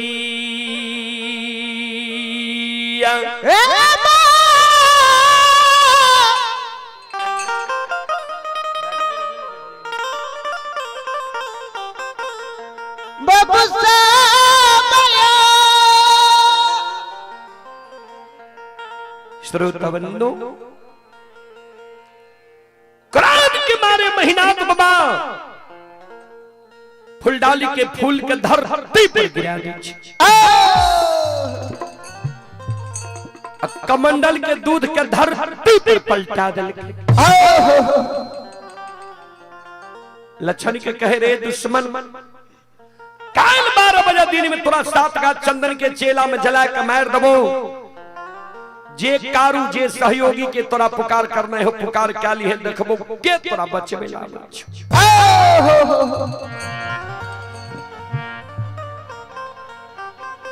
बाबूजी वो जगत से महीनाथ बाबा सीधा भागल भागल महापुरा डीह पर चल जाए छे महापुरा डीह पर मंगरू पंगरू नाम के दू भाई बढ़ई रहे जकरा सुतिहार और कमार कहे छिए महीनाथ बाबा आवाज लगावे रे मंगरू रे पंगरू घर छे आंगन से घर आंगन से बाहर हो द्वार पर आ मंगरू पंगरू दोनों महीनाथ बाबा लग एले महीनाथ बाबा के चरण में प्रणाम के लिखे महीनाथ बाबा के कहे बाबा कोनो जरूरी रहे यहाँ अपना द्वार पर हमरा बोलबालत है यहाँ अपने से हमरा द्वार पर किया है कौन है अति आवश्यक जरूरी छे जी यहाँ अपने हमरा द्वार पर लिए महीनाथ बाबा कल के हाँ अति आवश्यक जरूरी है हमरा पंगरू कल के बाबा आदेश करियो नहीं महीनाथ बाबा कल के 7 गो गाछ चंदन जे पोखर के महार पर छे वो 7 गो गाछ चंदन के काट के चेला चीर के काल 12 बजे दिन तक में सरहा घाट पर अघनुआ लार के ढेरी के तरह ढेर लगा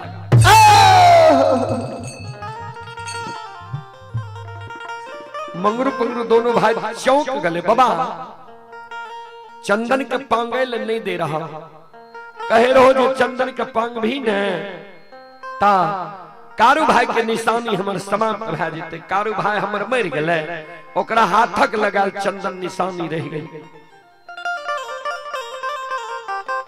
आय कुन जरूरी चंदन के छे बाबा जे चंदन के छेला छिड़बे भा ककरे शादी विवाह छी, मुंडन उपनयन छी, भोज भंडारा छी जी चंदन के छेला छिड़बे भा।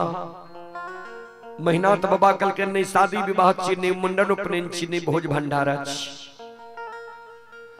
काल 12 बजे दिन में दुश्मन लक्षण के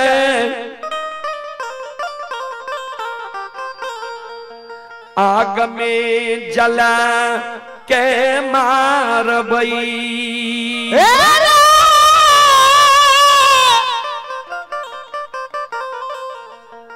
मंगरू पंगरू रे, ध्यान देवे श्रोता बंधु। मंगरू पंगरू कल के बाबा भाई के आग में जला के मारबा से कुन गलती लक्षण कल के जे लक्षण के तू आग में जला के मारबा। महीना तो बाबा कल के लक्षणा कारू के पूजा करे छे, नाम जपे छे, हमरा मुहा मुही आय कह दिल के सब बात मान लब, एगो बात नहीं मानबा। कारू भैया के पूजा नहीं छोड़बा। जब कारू के पूजा छोड़बे नहीं करते थे दुनिया में जिंदा रह के की करते। ध्यान देवे मंगरू रहे बौर, पंगरू रहे छोट।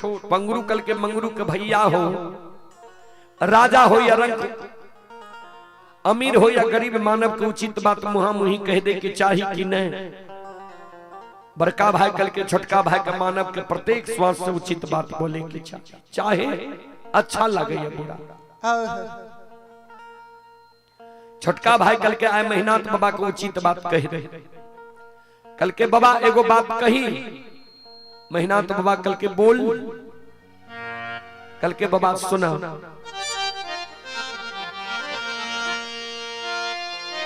हे हो आए भाई गलती कैलका ये,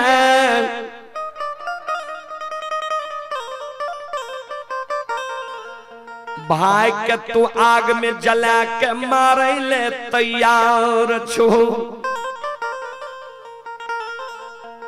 किया भाई तोहर बात नहीं मान लक, तोरा आज्ञा के भंग क्या दल को, तोरा मुहा मुही जवाब क्या दल को। ठीक छे भाई के तू आग में जला के मार दो, लेकिन विचार करो तो बाबा जय बेटा के तू जन्म दल है, जय बेटा के तू जान से जन्म दल है,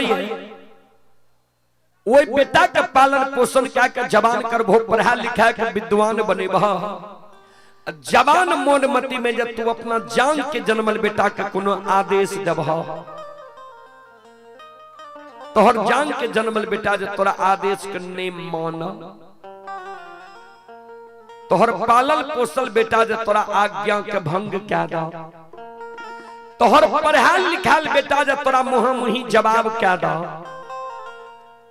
बेटा के बाबा आग में जला के मार सके छो। महीना तो बाबा कल के रे मंगरू पंगरू बेटा के कहीं लोग आग में जला के मार लगे। मंगरू पंगरू दोनों भाई के आंख से आंसू गिरे लगे। बाबा हे हो भाई बेटा गलती करता तो बेटा के आग में जला कर मारबो। अब भाई जा आए गलती कैल तब भाई के तू आग में जला के मारे ले तैयार छो। जबकि बेटा मानव के बार बार मिल सके, बेटा मर जा, पत्नी मर जा, दूसरो शादी मानव करे छे, ओहो से बेटा जन्म ले छे तो जान के जन्माल बेटा कहावे छे।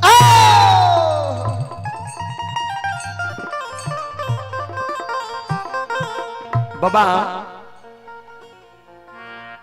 तू तो अपने पढ़ल लिखल विद्वान छो। गोस्वामी तुलसीदास जी महाराज रामचरितमानस में की लिखनी है, ध्यान से सुनबे। सूत नारी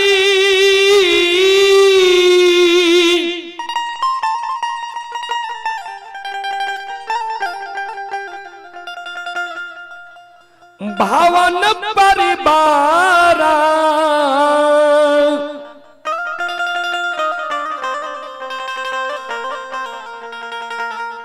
हो ही जाई जग बारंबारा।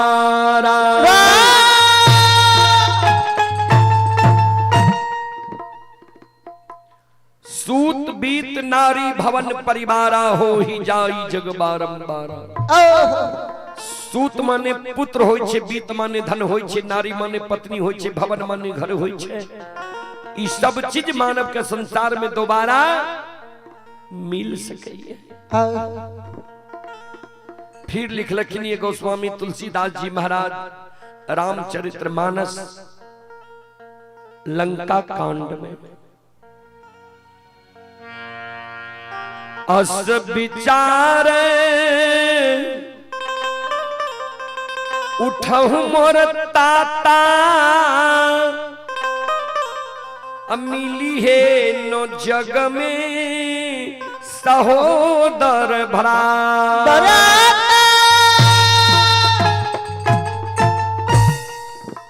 अस विचार उठहु मोर ताता मिली है नो जग में सहोदर भराता। भराता के अर्थ भाई होय छै। पंगरु कहे ओ महिनाथ बाबा ए हो बेटा बेटी पत्नी धन संपत्ति हित प्रेमी दोस्त महीम यार कोर कुटुंब तोरा ए दुनिया में दोबारा मिल जैता। लेकिन जे सहोदर भाई के आए तू आग में जला के मारे ले जा रहो ये वो सहोदर भाई के जे तू आग में जला के मार देबो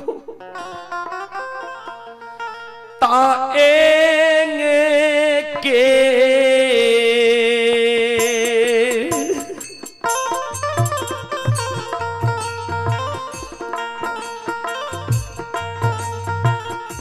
हो महिनाथ बाबा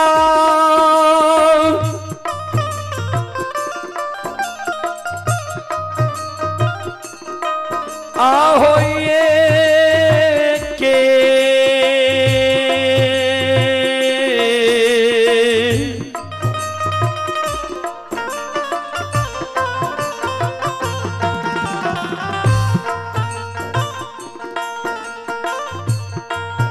आहो कोई खके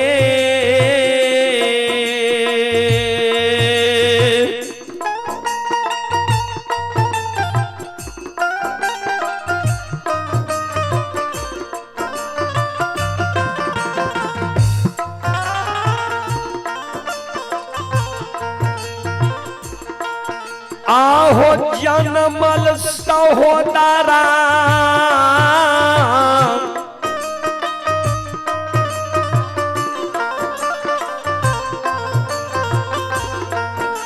महिनाथ बाबा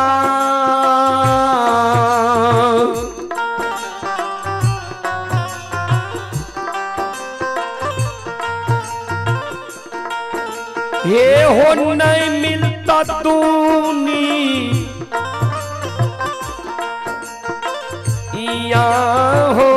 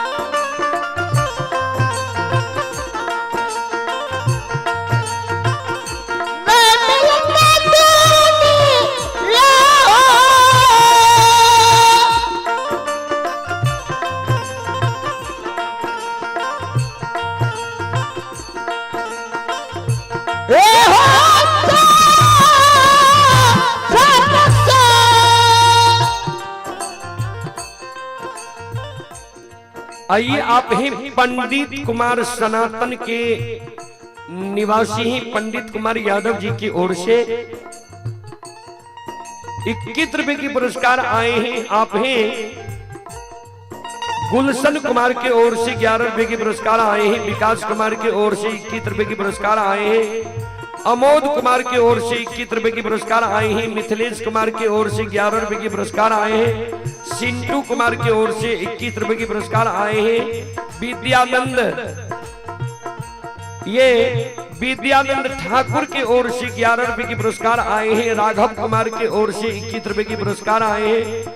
चेतन आनंद की ओर से 51 रुपए की पुरस्कार आए हैं। सभी श्रद्धालु को बहुत बहुत धन्यवाद, लाख लाख शुक्रिया, बहुत बहुत साधुवाद। और भी ढेर सारा पुरस्कार आए हैं। ये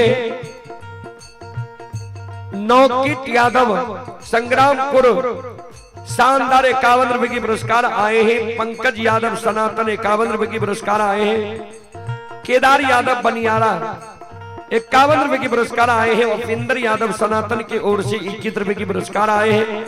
श्रद्धालु को बहुत बहुत धन्यवाद, लाख लाख शुक्रिया, बहुत बहुत साधुवाद। जय हो दानी श्रद्धालु की जय हो, उनके समस्त परिवार की जय हो। जय हो।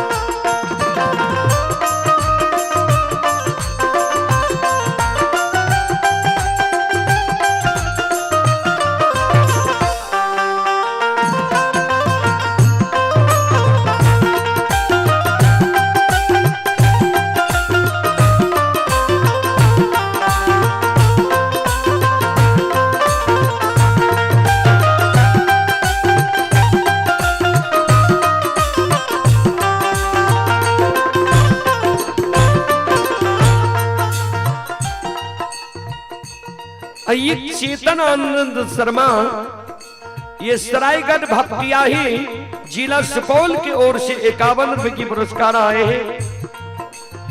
फुटूस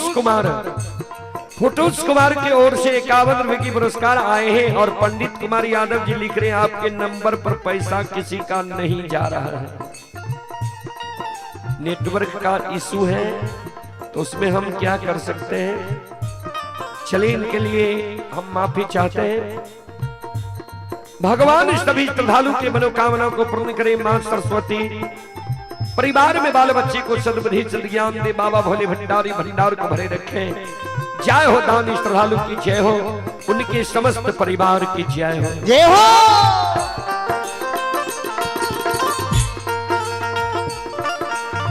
ध्यान दो संत शिरोमणि श्रोता बंधु मां बहन बाबू भैया सब।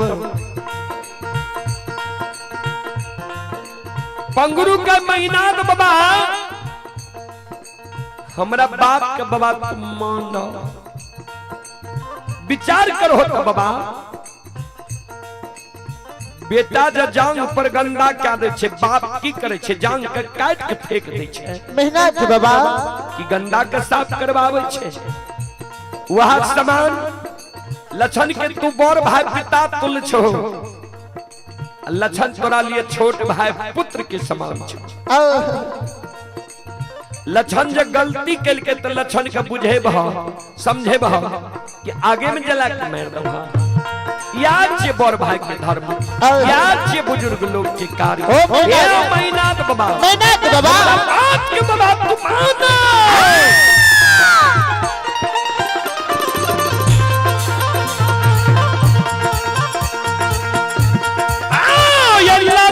क्या नहीं आगा में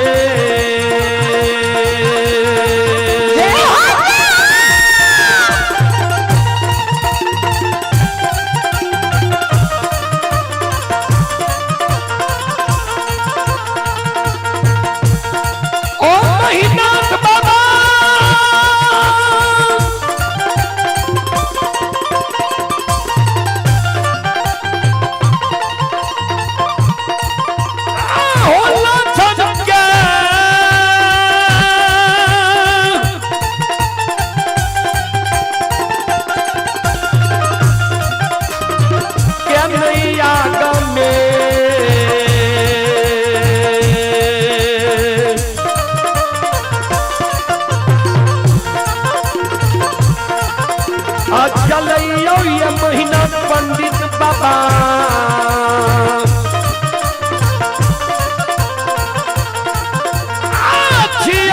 होता रहे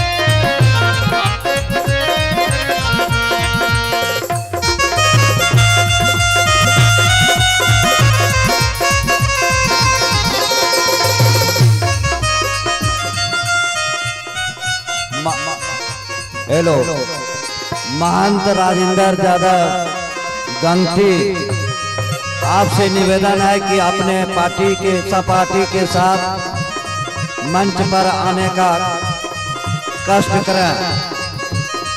5 मिनट के अंदर महंत राजेंद्र यादव गमती मंच पर सहपाठी के साथ आने का कष्ट करें। पंकज यादव, मंटुन यादव, महंत राजेंद्र यादव गमती को मंच पर भेजने का कष्ट करें। आइए पुरस्कार की ओर। अब है अनुज कुमार की ओर से 51 रुपए की पुरस्कार आए हैं। पिंटू कुमार यादव जी की ओर से 51 रुपए की पुरस्कार आए हैं। और आप हैं कलाकार साजन यादव सनातन। कलाकार साजन यादव सनातन की ओर से 101 रुपए की पुरस्कार आए हैं। श्रद्धालु को बहुत बहुत धन्यवाद, लाख लाख शुक्रिया, बात बहुत साधुवाद। जय हो दानी श्रद्धालु की जय हो, जय हो दानी श्रद्धालु के समस्त परिवार की जय हो, जय हो।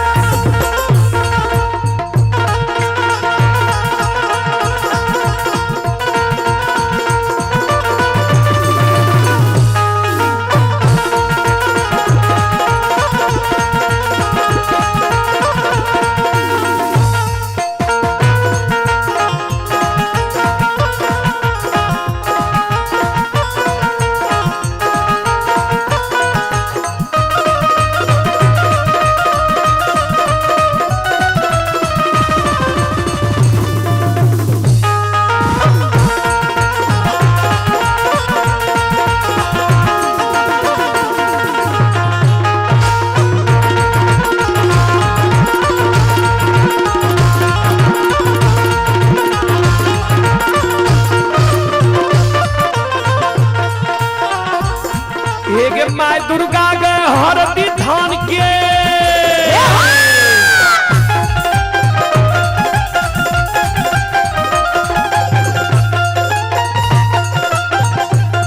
एक माय दुर्गा गए हरदी धान के, माय भगवती के मैना गांव के।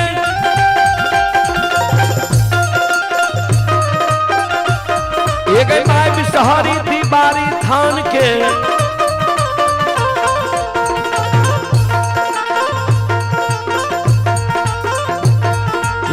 ताहरा के महिषी धाम, माँ गंगा के मानसी घाट, माँ कत्यानी के रेलवे काट।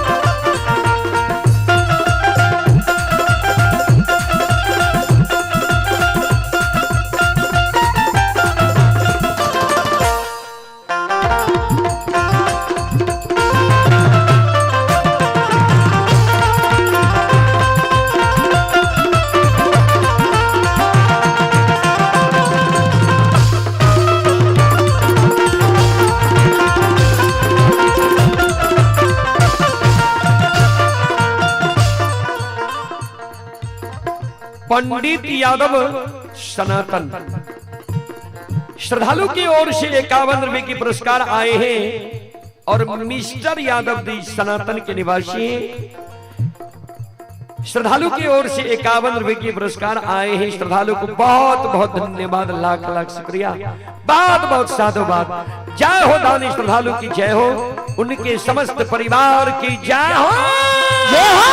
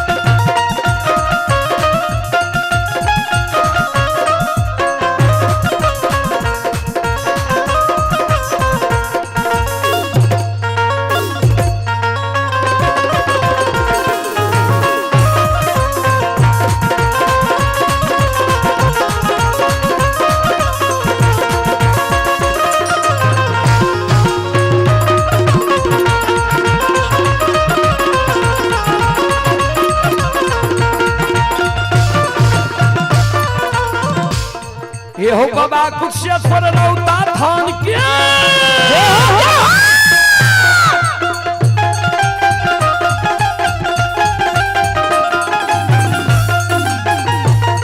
एहो बाबा कुशेश्वर रौता थान के बाबा कारू महपुरा ये धाम के एहो बाबा खेदन सुखासन गाम के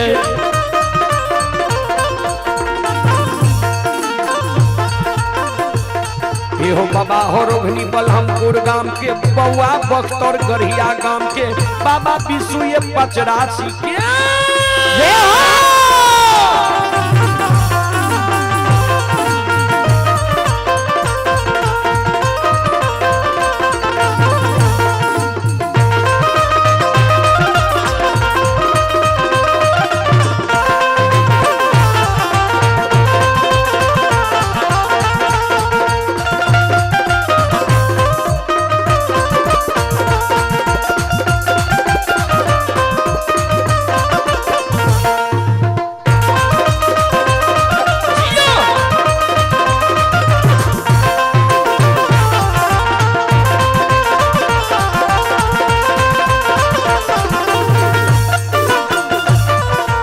धर्म के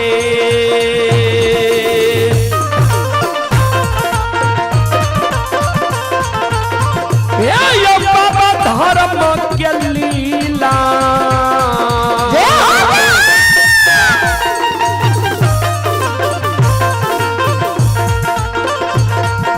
अपार छै समाज बाबा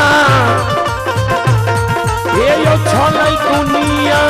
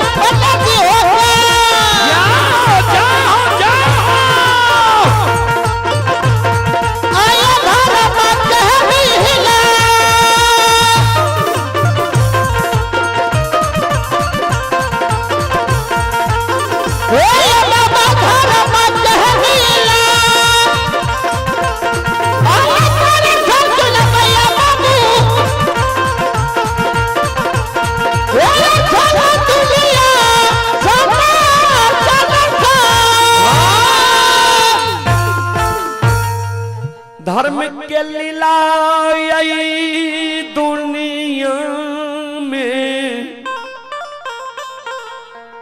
अगमय अपार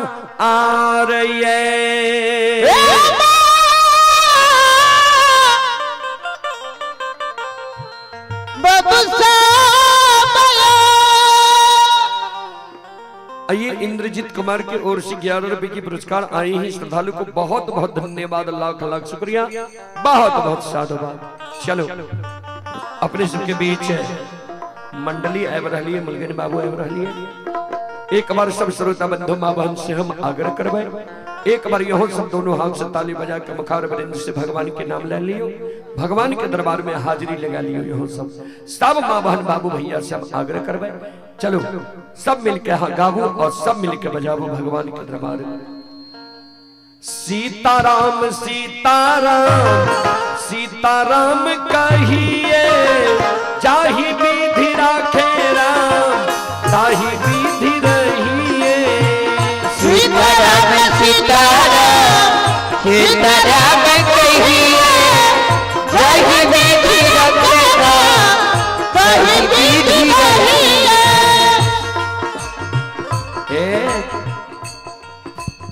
भगवान के दरबार में संकोच नहीं करो, भगवान की सभा ए जगह अभी लागल छे। कभी लिखल कि ये राम नाम में आलसी, भोजन में होशियार, ऐसे ऐसे मानव को बार बार धिक्कार। यहाँ के जे हाथ निकाले में चादर के तौर से बुझाए छे जे ठंडा लग जाए, माघ जाए वाला छे, बूढ़ा बाबा सब कह रहे गया माघ 29 दिन बाकी। अब 29 दिन बाकियों ने छे, 4-5 दिन बाकी छे। चलो चादर से हाथ निकालू, सब बाबू भैया माँ बहन भगवान के नाम पर दोनों हाथ ऊपर करिए। सब श्रोता बंधु, सब माँ बहन से आग्रह करबे, आ जे हाथ ऊपर नहीं करबे तो देश विदेश के लोग देख रहल छे, चोरिये पकड़े ली कैमरा सब लागले।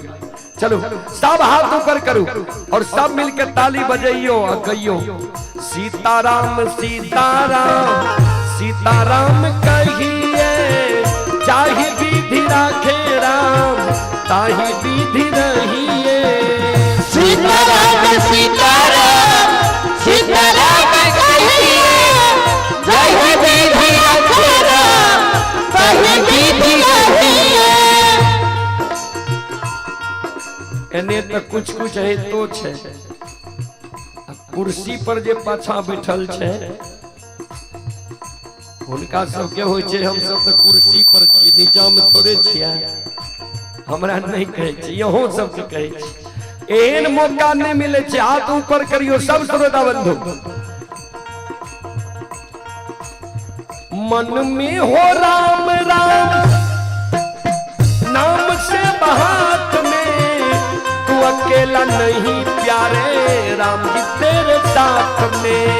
मन में हो राम नाम राम से बहात में, तू अकेला नहीं प्यारे राम जी तेरे साथ में। मन में हो राम राम नाम से बहात में, तू अकेला नहीं प्यारे राम जी तेरे साथ में। मन में है राम नाम राम से बहात में, तू अकेला नहीं प्यारे राम जी तेरे साथ में। विधि का विधान जान, विधि का विधान जान, हानि लाभ सहिए, चाहे विधि राखे राम ताही विधि रहिए। सीताराम सीताराम बोलियो चाहे विधि राखे राम ताही विधि रहिए। सीताराम सीताराम सीताराम कहिए, चाहे विधि राखे राम ताही विधि रहिए। किया अभिमान तो फिर मान नहीं पाएगा, होगा प्यारे वही जो श्री राम जी को भाएगा। अभिमान तो फिर मान नहीं पाएगा, होगा प्यारे वही जो श्री राम जी को भाएगा। किया अभिमान तो फिर मान नहीं पाएगा, होगा प्यारे वही जो श्री राम जी को भाएगा। अभिमान तो फिर मान नहीं पाएगा, होगा प्यारे वही जो श्री राम जी को भाएगा। फल आशा त्याग शुभ, फल आशा त्याग शुभ, कर्म किया कीजिए, चाहे विधि राखे राम ताही विधि रहिए। सीताराम सीताराम चाहे विधि राखे राम ताही विधि रहिए। सीताराम सीताराम सीताराम कहिए, चाहे विधि राखे राम ताही विधि रहिए। सीताराम सीताराम सीताराम कहिए, चाहे विधि राखे राम ताही विधि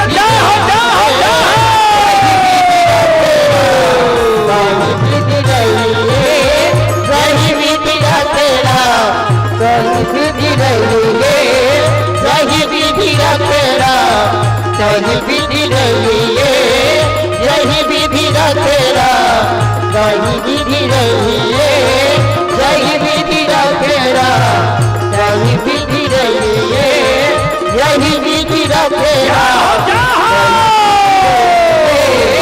यही विधि रखेरा कहीं विधि रहिए, यही विधि रखेरा कहीं विधि रहिए। रही विधि रही बोल बोल सच्चे दरबार की भक्ति और भगवान की संत बाबा कारू खिरहरी की बाबा विश्वनाथ की सनातन ग्राम की यहाँ के संत समाज की यहाँ के माता बहनों की सनातन के श्रोता भगवान की जय जय जय श्री सीताराम।